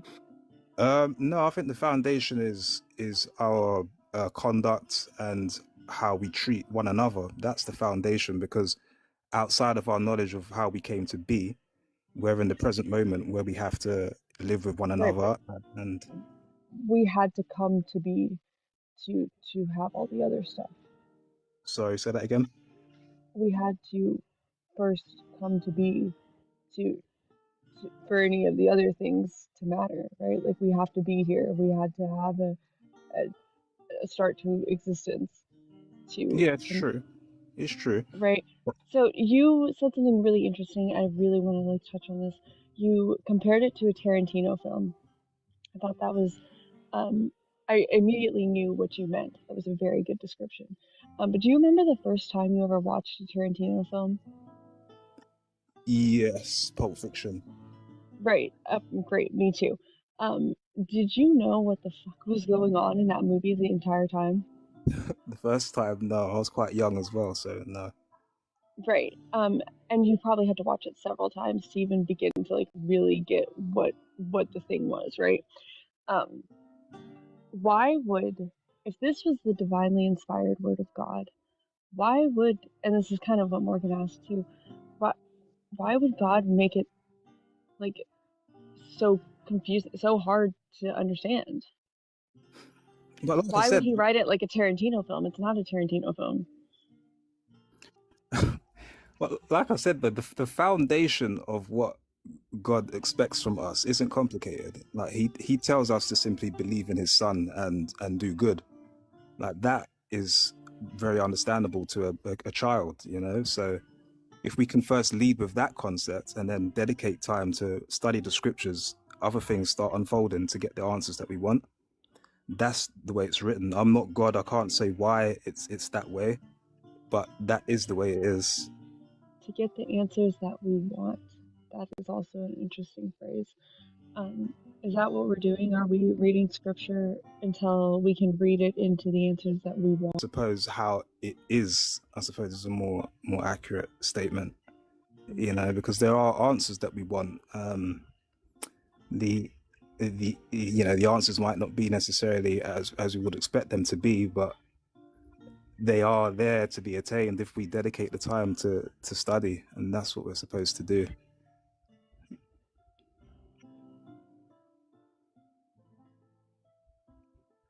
But there are, you know, one very important thing to understand about the scriptures, especially in the time that we're in right now. I heard your other guest briefly talking about the disturbing things on the news and, you know, all these other concerning things, but they are actually, you know, that's written in the scriptures. What we're experiencing right now, it has been foretold.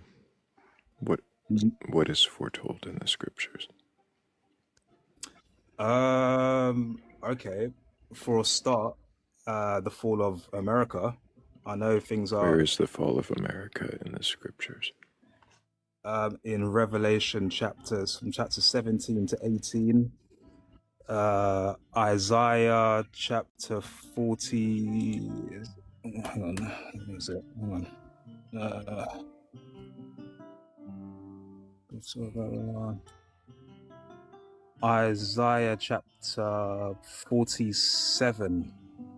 But yeah, and even Jeremiah chapter 50 to 51. But again, that takes a lot of in-depth study to see the correlations there. But Revelation is quite clear, which is the end times book.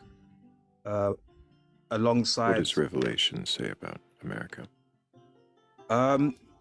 It's described as mystery Babylon the Great. It was a mystery at the time that it was written and up until recent times, because... No, I'm sorry, which chapter and verse in Revelation again? Okay, let's go to... Are you Googling? I'll tell you what, let's go... Revelation 7... on a conspiracy site?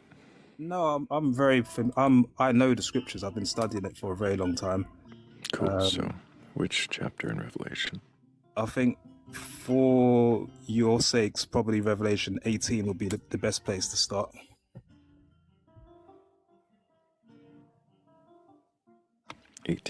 Just at the beginning of 18, and it talks about America. Yeah, America is Babylon the Great.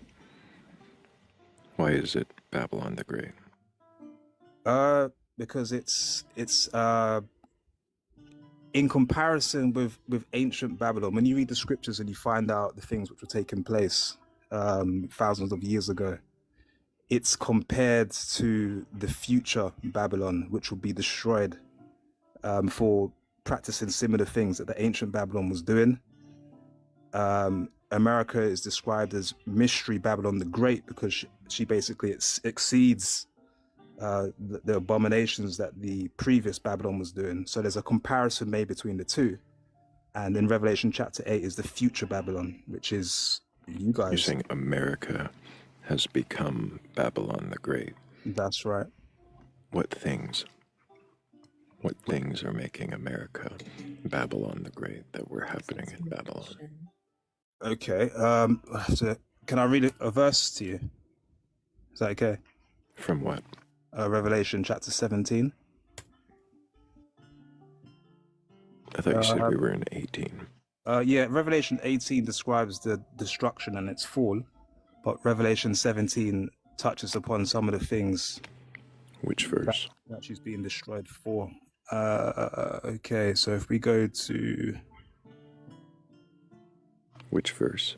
You can start from Revelation 1. You can go 17, chapter 1, verses 1 to 2, and then you can go to read from 1 to 5. Actually. You said the one of the 7 angels who had the 7 bowls came and said to me, "Come, I will show you the judgment of the great harlot, who is seated upon many waters, with whom the kings of the earth have committed fornication, and with the wine of the wine of whose fornication the dwellers on earth have become drunk."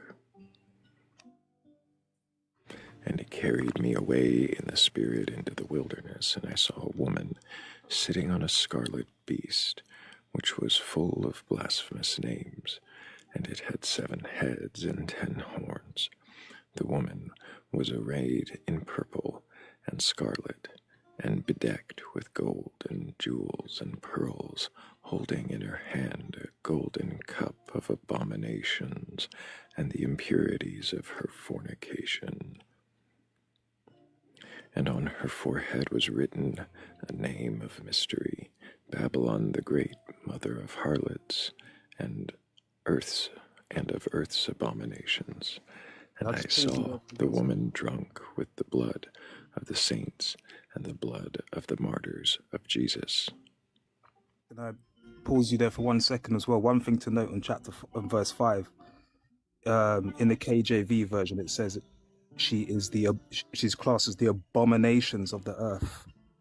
So, in other words, the earth follows after the abominations committed in Mystery Babylon the Great. Where does it say America? Well, who else is the leader of the world right now? And has been. Does it say leader of the world? It doesn't, but again, like I said, this takes a lot of in-depth study. I can take you to other places. So why are you adding so much? I'm not adding not so much to it at all. It's just, if you think about this logically, right? Who has been the leading nation on the world stage for the past, well, I don't know, since World War II? Why would you Where look at does it this say through leader a modern nation? lens as opposed to the lens through which the people who wrote this were looking through? Because the person who wrote, John, wrote this for us to take heed to in the last days. Are you sure he wrote it for us? Yeah, of course. It's a prophetic book. The book of Revelation is end times. Why do you think it's for us? Because we're in the last days. Like these are the perilous times spoken of. Why did you decide that? It's not just me that's decided it. You have NGOs, like for example, what do they call it? Like Why have you decided it? Oh, there's so many reasons, man. But I'll give you the first one. Like I said, Greta Thunberg. You heard of her? Yeah, but you were saying that this verse in Revelation was implying America. You haven't clarified at all in any way whatsoever how it implies America. Okay, let's go to Revelation chapter 18, which was the first one I suggested. Yeah. Okay. Has there ever been another event or entity that could fit that description? Let's read Revelation chapter 18 and I'll let you decide. Can I read it? Is that okay? No, interested to see. No, because you'll just keep reading the whole chapter. What verses are we reading? Yeah, I think the whole chapter is relevant because it's describing America. You can decide whether you think it fits or not. Okay, well then people could take that as homework to read. We're not spending the next 3 minutes reading that. So you're saying, is there anything specific in here that defines America, that says it is America? Yeah, okay. All right. If I just read verse 10 down to 17. So that's just 7 verses, if that's all right. Okay. So, okay, from verse 7, it says, how much she has glorified herself and lived deliciously. I thought you said from 10 to 17. Yeah, sorry, as I went so to verse... So you're reading at 7. Okay. Yeah, because I thought that was so 5. you're not even really being honest at this point. As she glorified herself and played the wanton, so give her a like measure of torment and mourning. Since in her heart she says, a queen I sit, I am no widow, mourning I shall never see. So shall her plagues come in a single day, pestilence and mourning and famine, and she shall be burned with fire, for mighty is the Lord God who judges her. What about that describes America?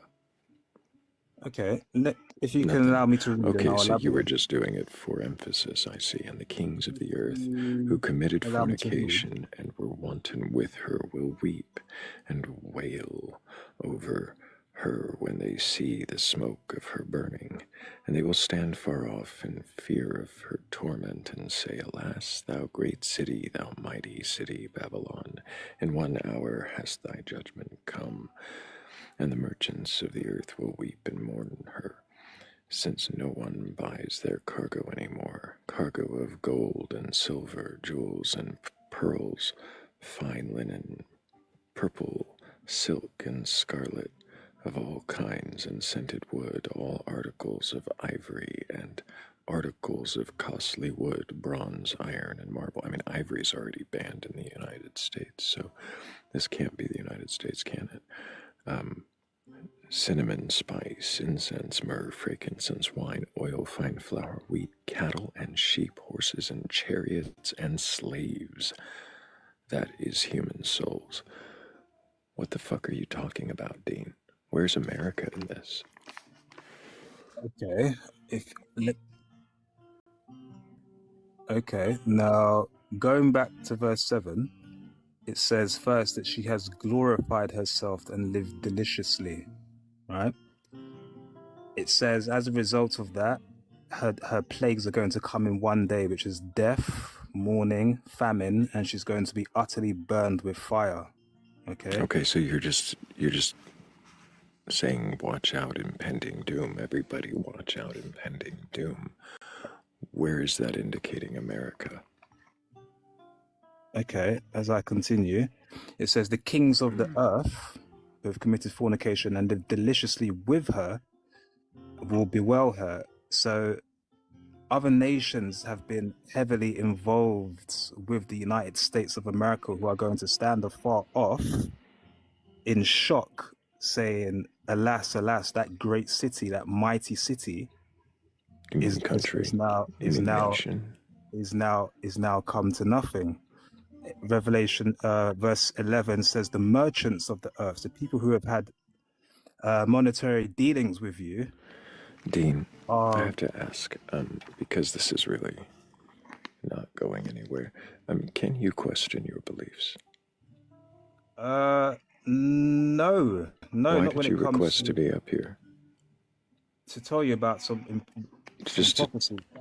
Just to spread doom and gloom like an end times prophet. Well, fuck off.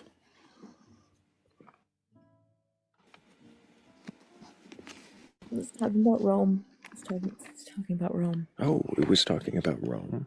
Rome with its ivory and its slaves.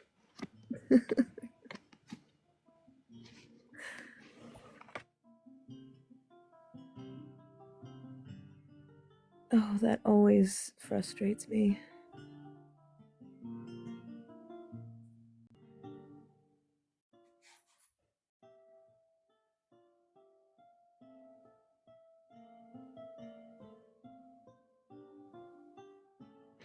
Maybe somebody else actually has a belief that they're capable of questioning. If that's the case, if that sounds like you, well then go ahead and request on up. I'm not here to argue or debate. I really just want to know if you can question your beliefs. And if you can, well then, what is it that you believe? And why do you believe it?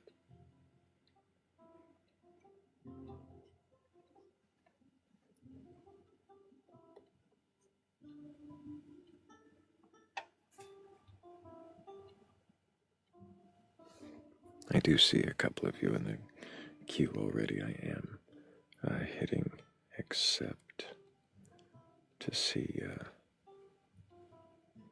well, who's even a ghost or a real requester anymore. What is going on in the comments? chaos, as per usual. Yeah, nothing crazy. Just like I just trying to Well, we make sure could it doesn't become something unleash crazy. some of that chaos into tapping the screen. We did break 100K back there. Appreciate everybody for tapping us up. Over 115,000 likes. Nice. And the more we tap, of course, the more people might be scrolling by and find themselves curious enough or courageous enough to question their beliefs.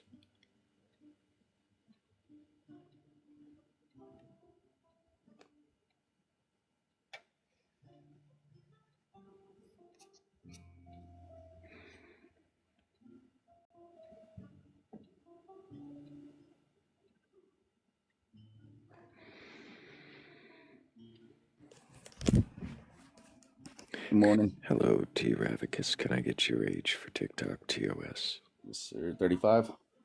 Do you have a belief in a god or gods, higher power, or anything like that? I do. So, I actually, so I believe I grew up Catholic. You know, my family's real Catholic. But we grew up to not question God. You're not supposed to question him, right? So I always questioned, who's God's God? God tells you in the fucking Bible. It says, I am him, I am the one, the only. How did it get created? God. How? You got somebody arguing with you in the background. Yeah, that's my cousin. He's we're real we're not like religious, but we believe in God, you know what I mean? But at the same time, I question it, and I'm gonna question it. I'm gonna question everything, and I don't think in the Catholic religion it's not okay to question God, right? But why? Why can't I question? Why can't I ask questions about it? So like, and that's where, I mean, it's kind of people joke about it, but with the Anunnaki, a lot of it makes sense. The Anunnaki? Yes, so a lot of it really does make sense too. What is the Anunnaki? The Anunnaki is a belief that we came from away from this world, and we were brought, well, we weren't brought. The Anunnaki was looking for gold for their planets or whatever it was. I didn't read too much into it, but some of the stuff into it makes sense. And basically it says we were created from half Anunnaki and half... I'm sorry, what is an Anunnaki? It's a alien form. An alien form? Correct. Your background person said God. He doesn't know what it is. Are you sure he doesn't? It sounds like he might actually be right on this one. Yeah, they came down here. They were the gods to the monkeys. They took out their gene, added one. Oh, fuck. Never mind. Yeah, so that's how they were created, supposedly. But and all of it, do we even know? No, we don't. Okay, I question the Bible. So just to dial it down just a little, because I'm only really here to talk to, one person at a time. It's really difficult with the cousin in the background who I would like to question about his god. Gods of monkeys. Do you know where the Anunnaki stories come from? Like where that originates? Like their book? Or they're from like where the stories originated? Where does the word Anunnaki come from? That I did know. I think it's something with Sumerian text. Is it? Is that what it is? No, it's. Hold on, Anunnaki. Did he say Sumerian text? I just know it's. Yeah. He's just messing up. But because I really sure he's not wrong? Things, and he's looked into it too after I had brought it up, so he actually might be a little. I just read about it in prison.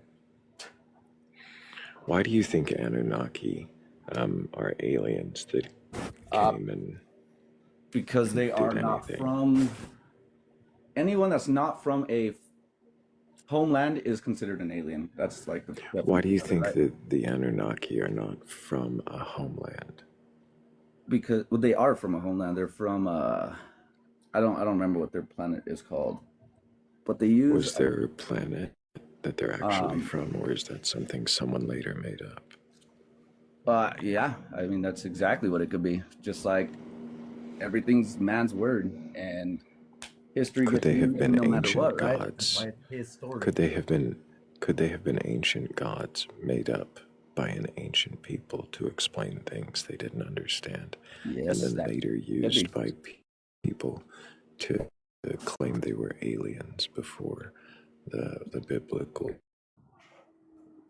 Yeah, absolutely, Ken. Just like stories? religion could have been made up to control people. It does. That's what it Because is. you can't control everybody, but you can control a majority of people with conscience, right? With doing what's right. What is What with is conscience, with doing what's right? yeah, like with morals, and it's you can control conscience people is God. more with. So now conscience is God. See, this is why I talk to one person at a time. No. Question. Yeah. Did you shut up, T TJ? T-Rev. Yeah, sorry. T-Rev. Yeah. Do you believe in a God, or do you believe aliens seeded life? I believe there are things outside of this world, yes. And I believe that there is a higher power. I Do just you don't believe think, Jesus Christ is your Lord and Savior? I think he was part of history, but I don't think he was the Son of God. You think he resurrected? That's what we were told. Do you believe it? No, honestly, I do and I don't. I believe it to an extent, but it's man's word. Anything could have been changed, just like there's how many versions of the Bible, like how many different versions of religion, and they counteract with each other. But some are against, like they just butt heads with one another. So which one's right? What makes you think any of them are right? I really don't. So you have So that's my the question. Jesus, right? The Jesus stories, the stories of the people who believed in that God before Jesus, who still don't believe Jesus was God. You have the stories of people who believed in gods like that before that. And is there something that they all could have gained by sharing stories like this? Yeah, just they like made what's it if they called, made La them. Llorona, right? People hear about it, gets kids scared to not go play in ditches. Yeah, it all took part in some kind of way to get by with not being so bored, out of boredom, and then also to keep your people from killing one another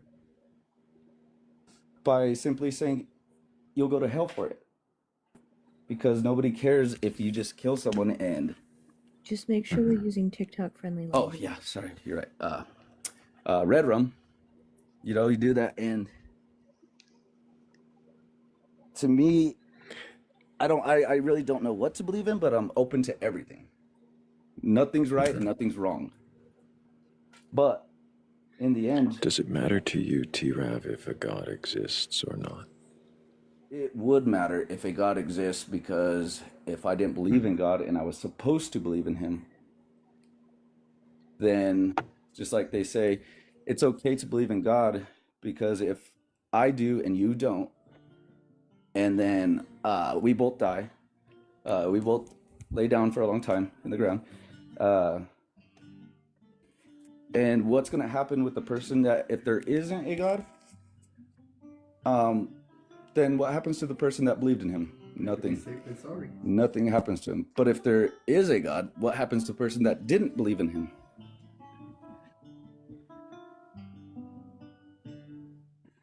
But like I said, that's just my side of it. And everybody has their own. But I'm listening to all you guys too. So whenever you guys write or talk, I definitely take that in as well. But thanks for some time. Appreciate you guys. Appreciate you, T-Rav. I don't know that I have any more questions at the moment.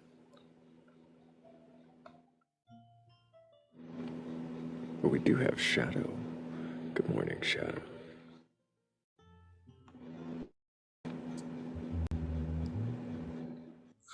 Hey, Thrayle. Morning, how's it going? It's going pretty good. Did you have any questions for T-Rav? Yeah, kind of alluding to Ravicus. Have you heard of Pascal's wager? Oh, that sounds familiar, but I would be lying if I said I knew what it was exactly. I think that's what you were alluding to, where if you believe, you lose nothing at the end. Kind of like the Murphy's Law to that situation. Yeah, so like that's where that idea comes from, basically. Mm-hmm. So it just seems like a safe bet, like a gamble, where you're trying to kind of pull the cosmic wool over the eyes of whatever deity is out there to trick it into like getting into some like afterlife heaven, that's what it seems like to me. Is that kind of why you want to believe? Because you want to go to heaven? Yeah. So I want to believe, but I want to have an open mind. So I don't think I have to go to church to believe in God. I don't think someone going to church is better than me, more righteous than me. I don't believe that. What I do believe is morals are one of the bigger things that play a part in our life. Rather be safe than sorry, but also have that little bit of childlike belief that that is a possible situation. So it's not ruled out, but it's not a fact. Okay, yeah. When you say you so it could just be either way for you. Yes, so it could go either way for me, but that's my belief on it, because if you ask a churchgoer, it's you either believe or you don't. So where does the free will go in on that? He says, just like God gives us free will, but he knows what's going to happen. Why did he create this world knowing what was going to happen in the first place? Because you have to learn. If he was to give us free will, then why even guide us in the first place? Or, I mean, I get to get us to a certain which point. God is giving you free will? It's a good question. Just like which religion is right, which religion is not, or which religion is, or are they all right? Is there many different gods? Right. So when I hear you say things like, I believe, I also don't believe, I want to believe in all religions and no religions, it really seems like you want it both ways in a lot of cases. Am I correct in that assumption? Yeah, I mean, kind of. It's what it is I don't know, and no one can give me a fact on it. All they can say is, well, this book says this from a long time ago. Okay, so I don't know. They don't know. So can I be wrong for believing that it can be both ways? Mm-hmm. Well, I just mean, I'm not quite sure No. how that would work to just like have all the answers. No, I know what you're saying. It's like you can't be both ways. It's either you're all in or you're all out. So if it comes down to it, and there is a God, technically, I would be going to hell because I had some little bit of belief that it wasn't possible. But I do hope that maybe he'll give me some water on the way down, because I did have a half belief in him.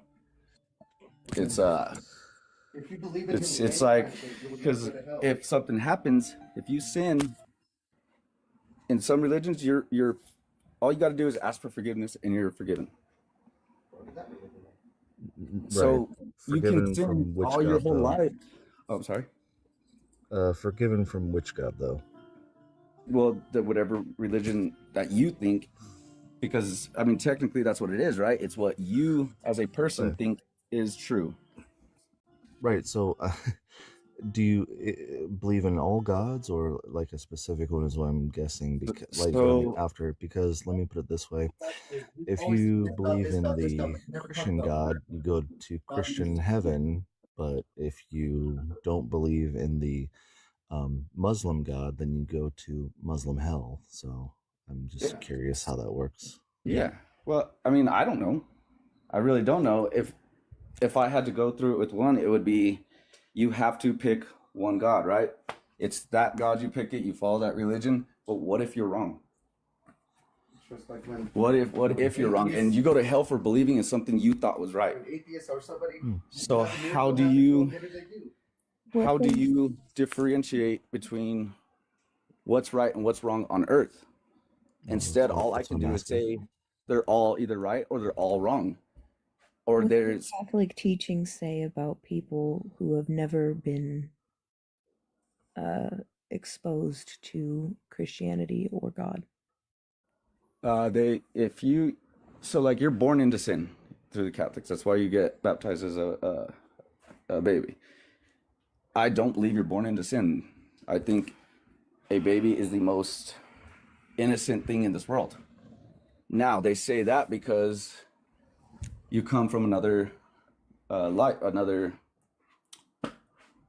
what's the word I'm thinking of? Another past life. Somewhat in a way, your soul gets put into another body, but like where I would stop and question is, where did you come from? And that's why I say my belief, in all honesty, is I do think there's a higher power, but I don't know whose is right about it. So all I can do is say they're all right, or only one of them's right, but I don't know, and neither does anyone here. So the best That didn't really equal way answer I my can... question. Oh yeah, sorry. What? Sorry, I get off on a tangent. Yeah, so just how does the Catholic Church define what happens to people who have never been introduced to or exposed to Christianity? You go to hell. Oh shit, that motherfucker made me. It's you follow the, and honestly, it's Catholic, or Catholics are to me the most strict. I don't think you have to do all that to be one with God. If that's what it is, if that's God that, and He wants it that way, then everyone who's not a Catholic is screwed, and everyone who is a Catholic. How do we differentiate between a good Catholic and one who does stuff, but everyone thinks he's good, right? So it's you in the end. Sorry, I just talked myself through that. So it's you at the end, right? But in the end, here's the question. My question. Who can tell me which is real? And until someone can tell me what's real, I have to have an open mind to it all. Well, what is real? That we die. Okay, and when you die, if you get to heaven and there's no God, will you feel better knowing that you lived your whole life, knowing that you did the right thing, did the word of God? Are we? I'm sorry, we're supposed to hear your cousin's question in the background. You want to hear it? No. I mean, maybe if he wants to get on his own account, join the conversation separately, though I do one new guest at a time. So T-Rap, it sounds like you question your beliefs, but it also sounds like you kind of assume that if there is a God, that it will somehow know that you believing in the Christian God is good enough. Or is it that you just assume that's the only God that could exist if one does? Well, no. So if the Muslim God exists, I would be wrong, right? But at the same time, it's, well, maybe he could. Now, there's some things that they follow that's not right, and they all do it. There's things in every religion that's ridiculous. What makes you think that any religion actually has any clue what they're talking about when it comes to a god? Well, that's exactly, so that leads me back to the very beginning of who made religion and why. And anyone that even studies it or anything, the only answer they got is someone wrote it down in a book. Mm-hmm. And thousands of years ago, they wrote it down in a book. And some of the things match up. They got proof of some things that could have happened. You know, What things? Noah's Ark. Where does Noah's Ark? I'm sorry. Where did they find proof of Noah's Ark? They found. I'd have to go look it back up. I would definitely suggest looking it up. And then No. That one is. Yeah, they if you did look it find. up and you find what you're looking for, I would look into who says they found it and what interest they have in saying that. Yep, that's it. And There if you go. there's any proof at all. That's a fair question too. So it all swings back to the very beginning of you have to have an open mind, sure, or you don't. But I can't tell you you're right for having an open mind. I can't tell you you're wrong for not having an open mind. So it's maybe God at the very end is our inner thoughts. That's what they say it is. That's Maybe how God is just the friends we made along the way. T-Rav, I think that there are a lot of questions there, and I think you should definitely keep asking them. I don't have any more for you, though. Awesome. And Appreciate you I guys. think we're ready to move on. Appreciate you, T-Rav. Yeah, you guys have a good night, or I guess day. Whichever. Take care. Keep asking questions. And maybe read the Enuma Elish. Oh, well, maybe don't. I might give him ideas. He'll come back and tell us the world's made from the remains of a slain dragon.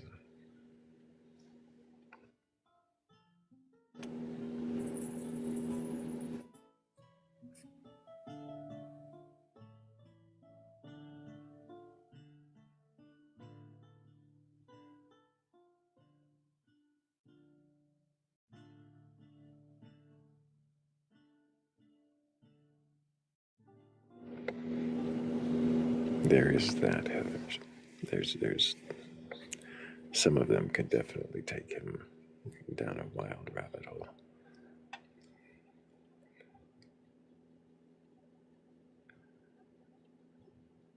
The cousin did sound interesting. I'd be curious to question the cousin's beliefs.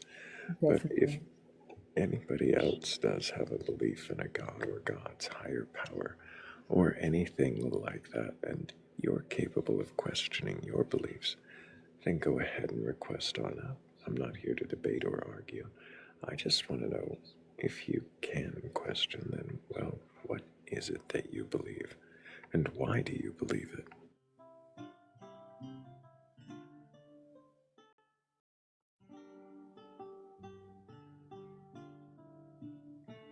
We just hit 120k likes. Hell yeah. Appreciate everybody tapping the screen, getting us to 120k. And of course, the more we tap, the more people might scroll across this live and think, I think I can question my belief. And then they'll come up and find out if that's true or not. Amore is a little chaos gremlin and fits in perfectly well with the rest of us. But because the whole time she was in the comments like, put the cousin on, put the cousin on. I was like, you just little chaos gremlin. There were a lot of beliefs to question there between the two of them, but it was just going to get confusing if we kept trying to talk to both at the same time. Mm-hmm.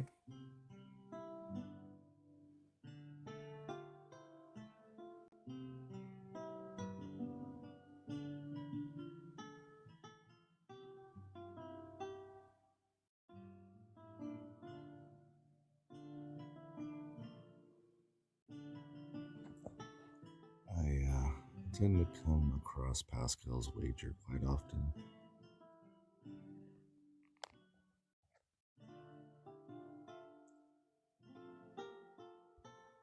I wonder what about this space attracts chaos gremlins. Couldn't even begin to tell you. You know, I think that's a really interesting observation, though. I mean, it's cold tonight, so I put the hell banner up. Is that what it is? I did notice that we were in hell, yeah.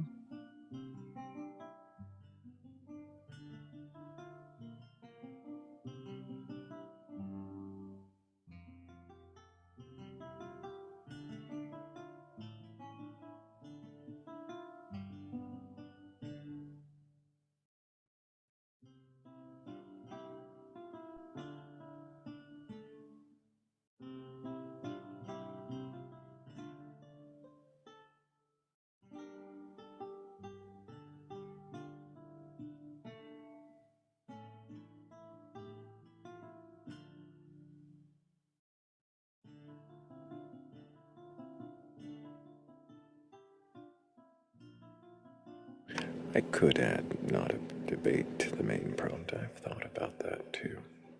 I think I've used to do that in the past. I'll have to check some of the old prompts.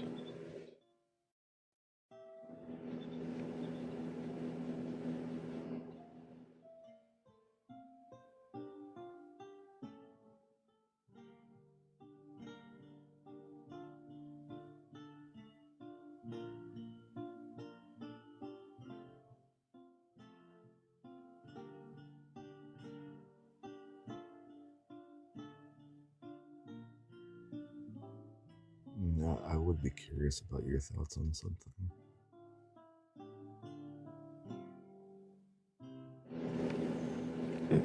My thoughts? Yeah, on Pascal's wager.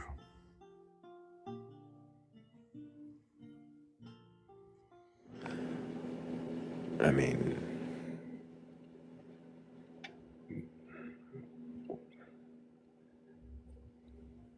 which god are we? Are we concerned about punishing us? Which god are we going to try to appease on the chance of a reward or the avoidance of damnation? Is that genuine if you're just doing it to avoid the damnation?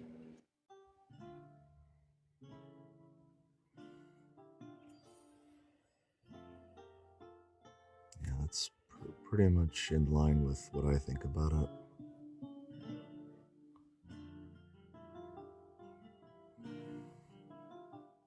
I feel like there's just so many things it doesn't account for. What I don't understand is why you need to be threatened or incentivized to be a good person. This has always been my problem with religion, is like since I was a child. The fear and the the incentivization for just like being. It's just like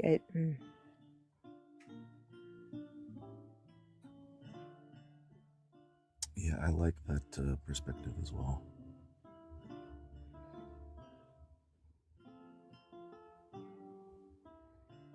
Yeah, Kat, your mic got muffled real quick. I don't know if you moved or something. I know you're muted now, but...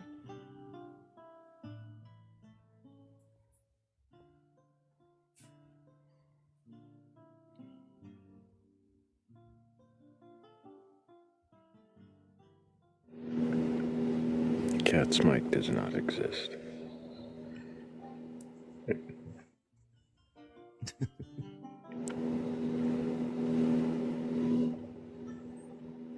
It's a microphone in the bath. Look, that guy earlier talked Danny out of existence, so I don't think I can exist here either, because, like, if we got Danny all the way out of existence, then I definitely don't exist.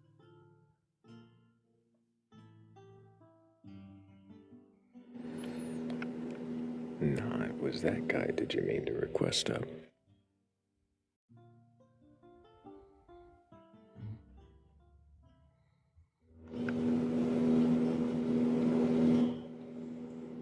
Did you mean to join us? He said in the comments, nope. Nope. Okay. Wasn't me. It was a clone.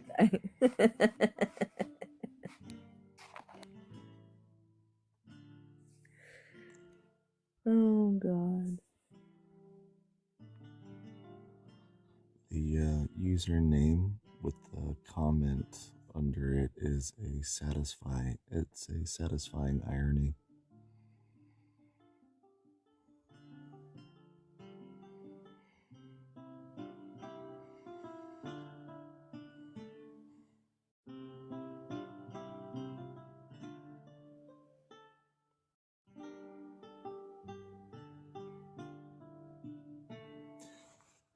I don't know, I'm starting to feel reflective.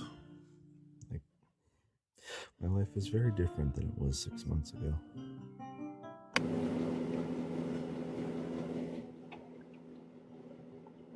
In good ways or bad ways, or just different ways? Actually, in a lot of good ways. Yay! Yeah, many good ways actually. I've been at my day job for, I don't know, 6 or 7 years now.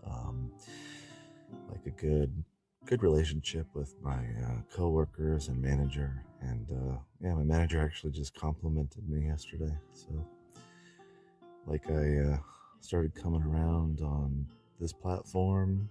I have great friends like Thrayle now, and everybody here, and just, I don't know, it's just a pretty good life. Really happy about it, actually. I love to hear that. Mm-hmm.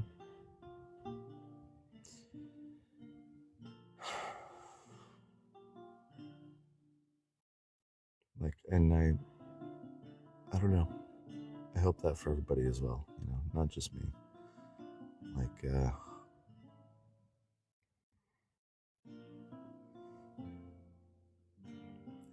you know what I mean? Just,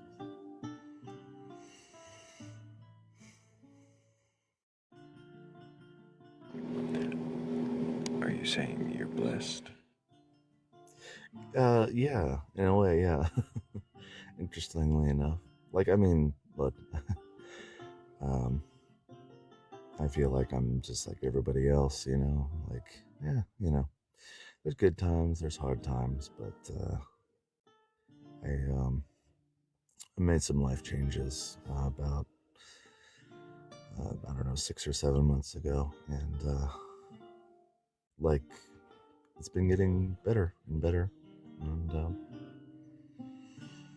yeah, I don't know. Like, that's my hope for everybody, right? Is just like find your path and find your happiness and find your like self-reflection and your joy and your humanity and yeah, you know, all that sentimental stuff. And then keep finding it and find it again and again and again and again because it'll change. Mm-hmm. Yeah. Anyways, I am probably going to get some coffee. I'll see y'all later.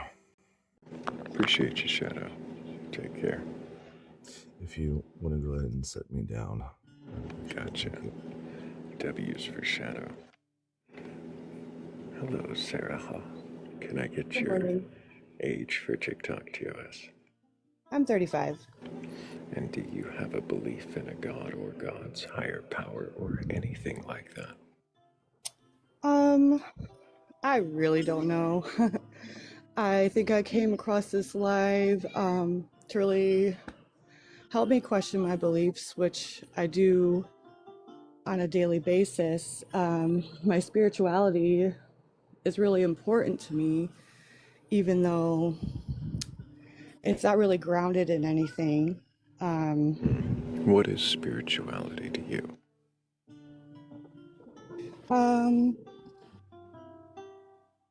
Well, it's just kind of an inner knowing, a connection to the energies in the world that are around you.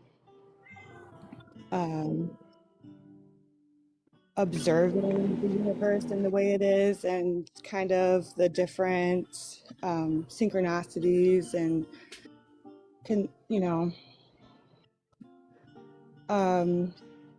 sorry, I got so nervous when I came up here. I had so much That's to okay. say. What is But energy? energy, I would just think it's what everything is made out of. It is everything. And I was raised in a Christian church loosely.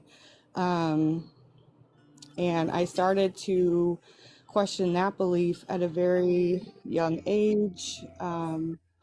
My grandmother was also deep into metaphysics and taught me a lot about it. And I think both of those things were like incredibly like educational in good ways and bad. Christianity, made me feel shame and made me afraid. And I feel like it took away my own personal power and like accountability. What is metaphysics? Metaphysics. I would say it's kind of like philosophy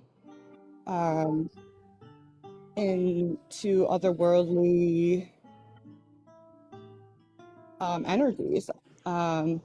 She believed in the spirit world and just like using meditation to like achieve different states of consciousness, and she believed in like the law of attraction.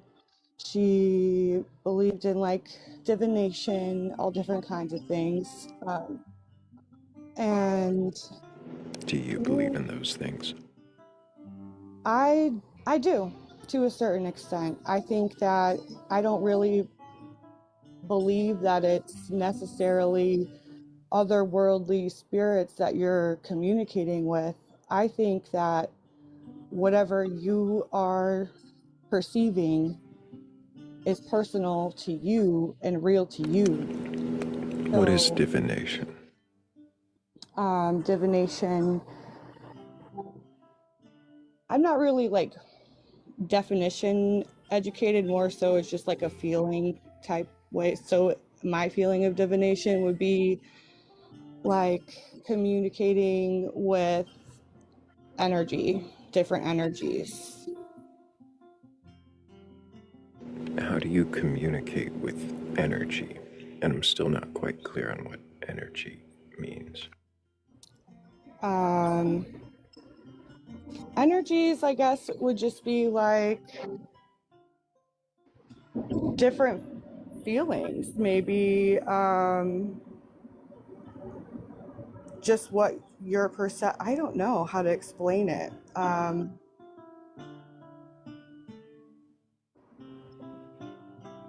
Energy is just like what flows through everything. Like if you can,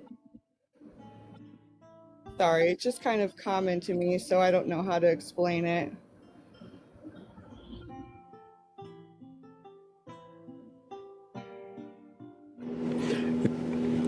Is it that it's a commonly used word, but you don't really know what the thing is that's being described? Or can you just not describe the thing, but you think you know I think, what it is? sorry for interrupting, but I think it's your senses is what you're sensing is. I don't know. I guess that's a great question. something for me to expand on and think about. I completely understand. I appreciate the I don't know. It's my Mhm. favorite answer. I think, like, since I've been trying to figure out my spirituality, the greatest like answer that I have come up with is I don't know. And I think it just gets kind of pointless for me, like it being so important, because there are no real answers. But I know what my beliefs are not, the more that I get into it. So I definitely think that there is like a consciousness that is, I guess it would be like, I would be like an omnis, like everything has a conscious, like a Pocahontas type of view, like God flows through everything and is in all of us, and we all have like our own What is consciousness? first, like our own strength. It's just a knowing and a connection to what I would assume is like the creator. And I don't think that the creator is taking an active role in our everyday life. I think, What do you mean by creator? like, whoever made everything, like wherever we all came from, I think that that was a knowing presence. But I don't think that it is a presence that we should worship or that is telling us what to do with our life. I don't think there is a hell. I have had some really crazy. Why do you think that there is a knowing presence that created us? What does that mean?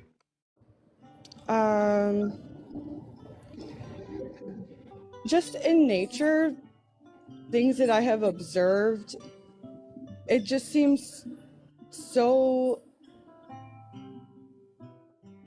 empty and hollow that whatever created, our planet and everything on it, it didn't have,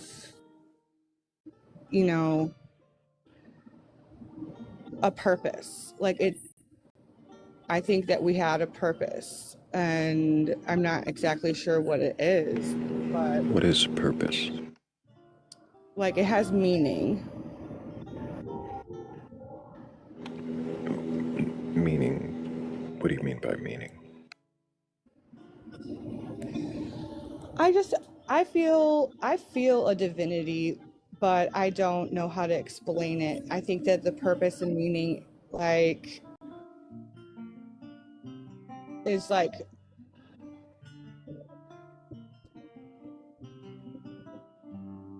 it's love. Like, I think we all came from a loving energy, like a presence. I guess that would be what energy is to me, just like something being there and a presence. And What is love? love, I think, would be just a very like high vibrational feeling in you that is, I would say, What do you mean vibration? High vibration? you know how, I don't remember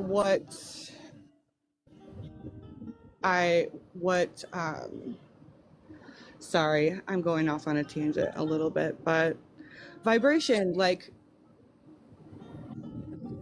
you have low vibration feelings and you have high vibration feelings. Like, you could feel depressed, that would be like low. High vibration would be feeling joy and ecstasy and love, just a very fulfilled safe, Why is joy-giving that high feeling. vibration?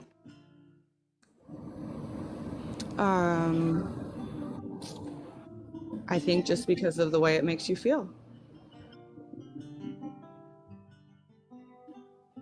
What do you mean the way it makes you feel?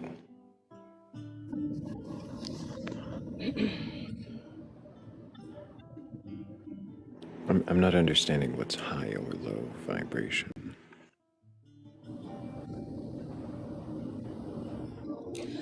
I guess the best way for me to explain it would be to just go back to like energy, which is what I'm really struggling with. So like you have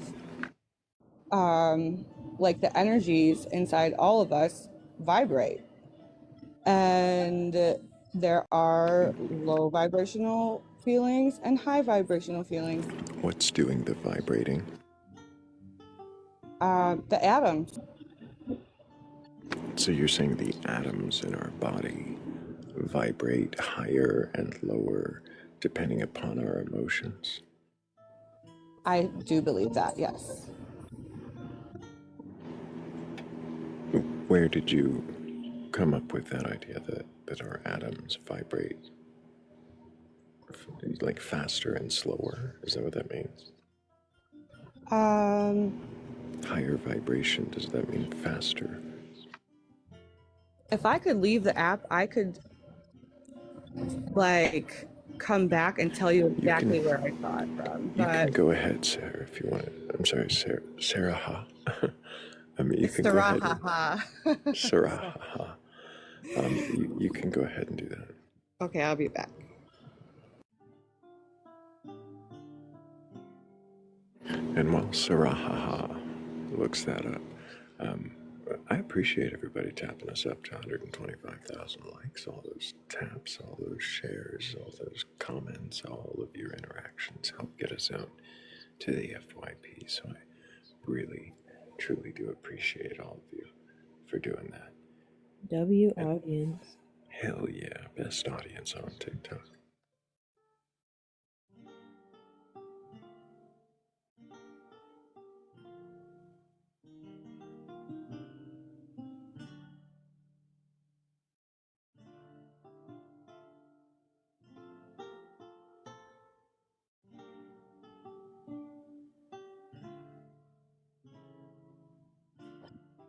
So it's literally just a vibrational energy chart that I saw. So that's definitely something I would describe as a metaphysical belief.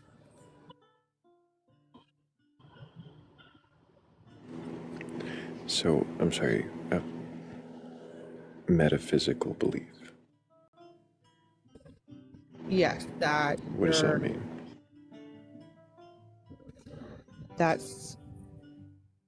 It is a belief typically found in metaphysical studies that our bodies vibrate at different levels of consciousness. Different levels of consciousness. I thought it was vibration.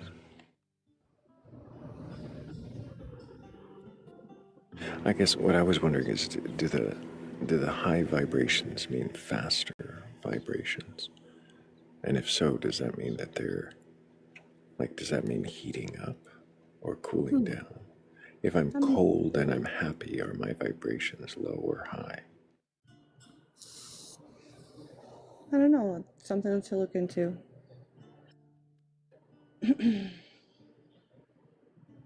But yeah, it all gets really confusing. I have just quit and turned away from spirituality, but it's something that I just want to keep going back to. I find that the world can be kind of, there could just be little signs here and there, like that there is like a knowing presence, but not anything that, like I said, oh, my muffin's already, is judging us or telling us that we have to believe a certain way.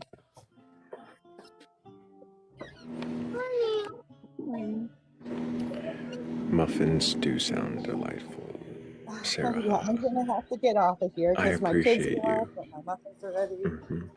I appreciate you. You enjoy your muffins, and I hope you keep asking questions. And who knows, Thank maybe you. you'll find some more answers and you'll bring them back to us. We'll want to question those too. Take care. Take care, you too. W's for Sarah, haha.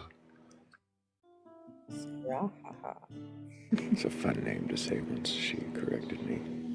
I'm happy to know I was doing it wrong. Now I know. Sarah, haha, not Sarah, ha. Yeah, I wasn't putting enough ha's in there.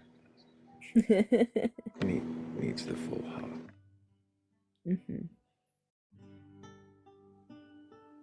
I really want blueberry muffins again. I'm thinking about that.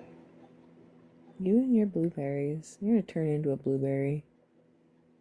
Doesn't happen. Nobody turns into blueberries.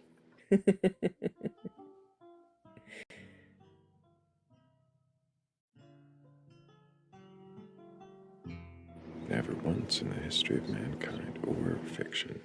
Oh, we'll accept that one time.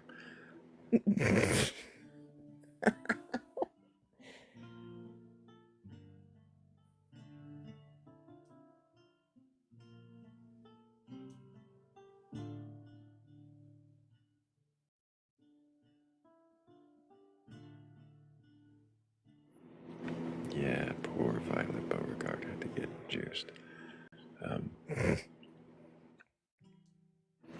But if you were juiced to question your beliefs, and you've got a belief in a god or gods, higher power, or people turning into blueberries or anything like that, and you are capable of questioning it, then go ahead and come on up here. We're not here to debate or argue. I don't bite. I do enjoy blueberries, though. We were just talking about the girl that turned into a blueberry in Willy Wonka like 2 days ago. That's crazy.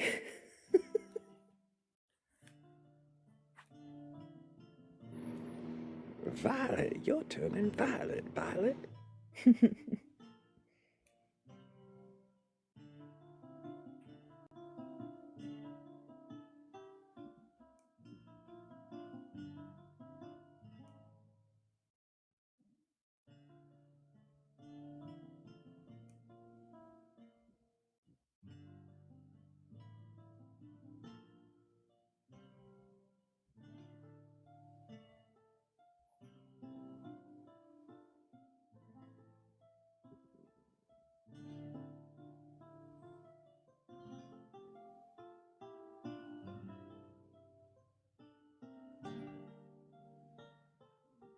I'm not sure what you think the thinly veiled allegory was for, though. No, it was that guy.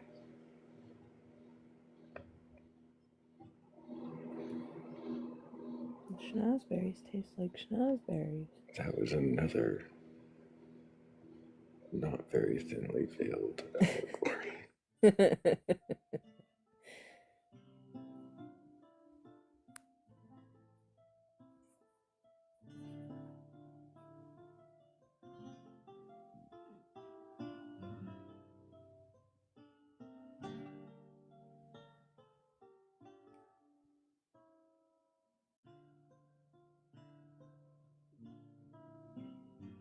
But if we go believerless for too long, I may have to wind us down. I just gotta get a poem ready. I don't think I have one of those. It can't be time for a poem now. I mean, it might be. I don't see a believer in Q. Maybe there's one out there who's, I don't know, got the curiosity or the courage required to question their beliefs. I don't see it happening. With 176 people in here, there's no way. I don't know. We had, what, like 200 something yesterday. Mm-hmm.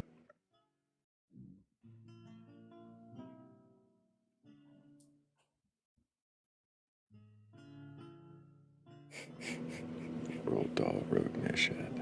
Thank you, Amore. But he was a dirty old man, wasn't he? Mm-hmm. Or was he a dirty young man? Because it wasn't the schnozberry thing from way before Willy Wonka. I don't. Which I'm one not makes sure. him dirtier?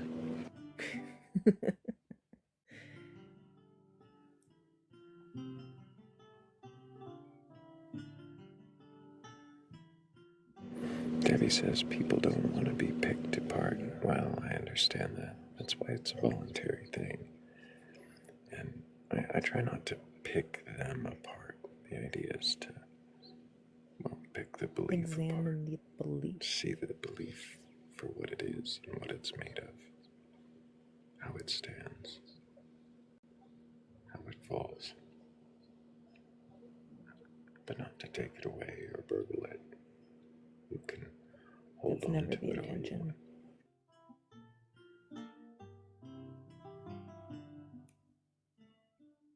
Donations are accepted, though. That's true. No, I think I do remember you, Debbie.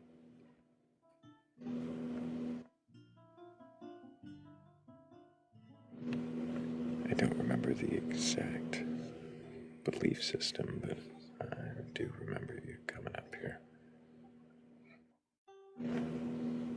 But no, calling it picking it apart, I don't think that's necessarily unfair, as long as we're sure that, you know, what's being picked apart. Well, I mean, I can see that. Is that good?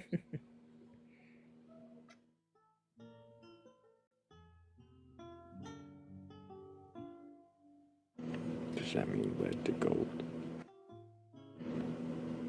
Or They believe in does it just rocks or mean something. the change of energy?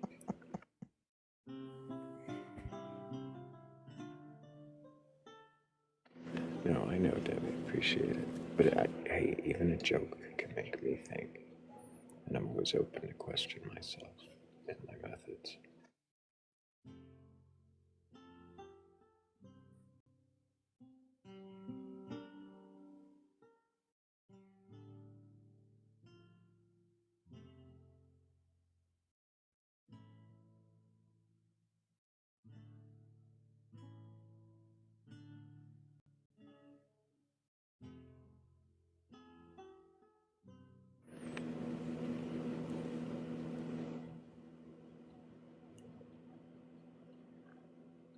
Exactly, Debbie.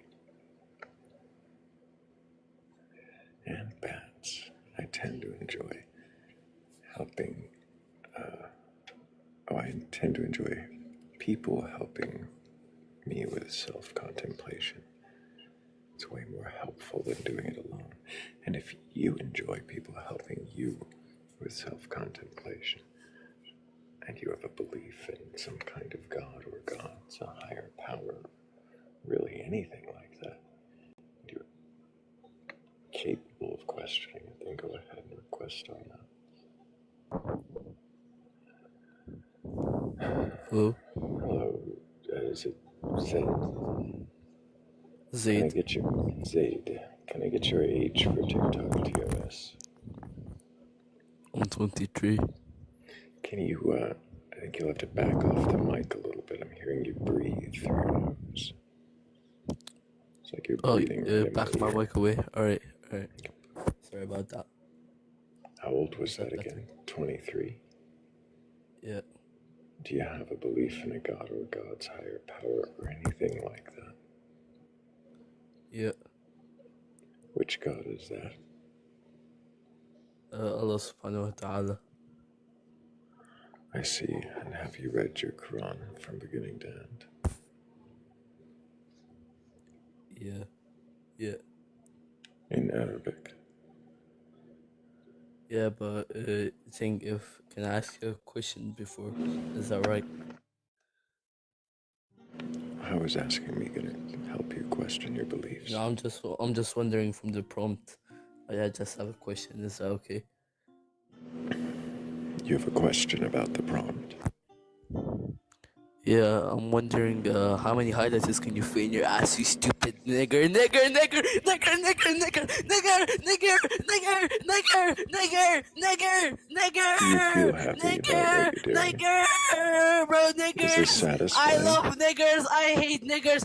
Niggers, niggers, niggers, niggers, niggers. I Wow. love you, my boy, B-boy. I thought he'd run out of breath eventually. I just thought I'd just see what happened. But that's what he did. That was, it had to hurt his voice at some point, didn't it? I mean, his voice cracked multiple times. So many times.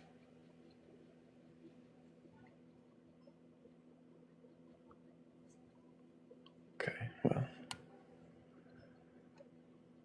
He says he doesn't run out of breath. He is ready. Well, don't worry. He won't be back.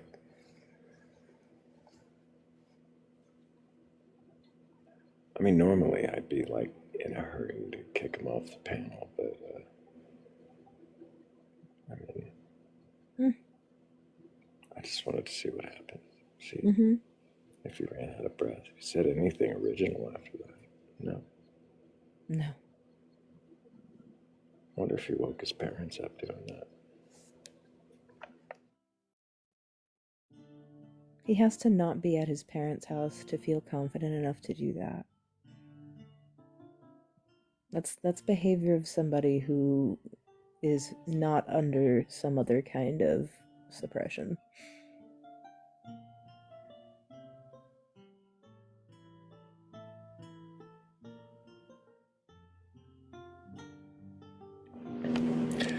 Yeah, I don't know if they realize that.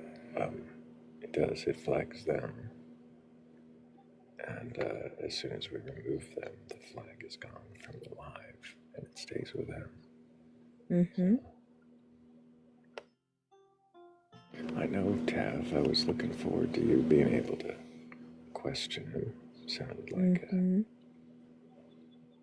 really,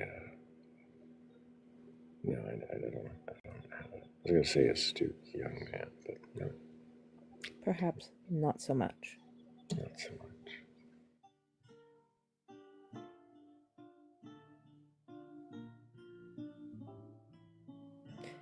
It's not an assumption of anyone's race. It's a childish desire to garner attention.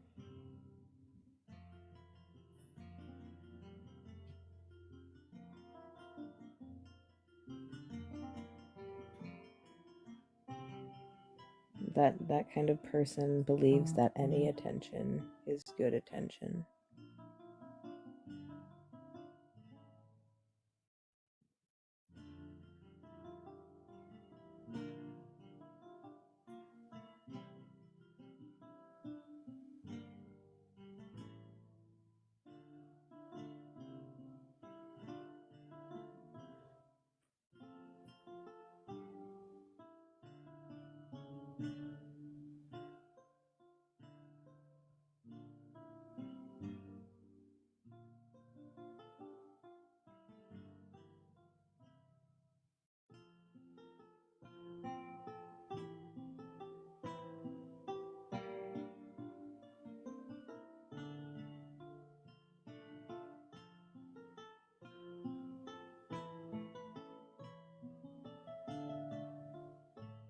Every time thing, but I don't know, I think sometimes it's just warranted to see what happens.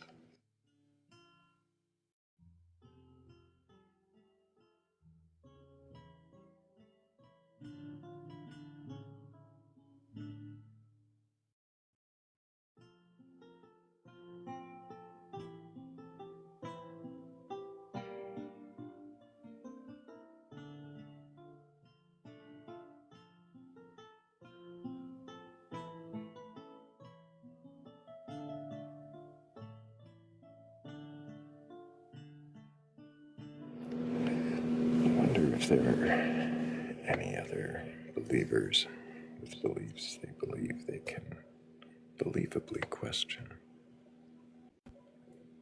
Is it something you believe you can do?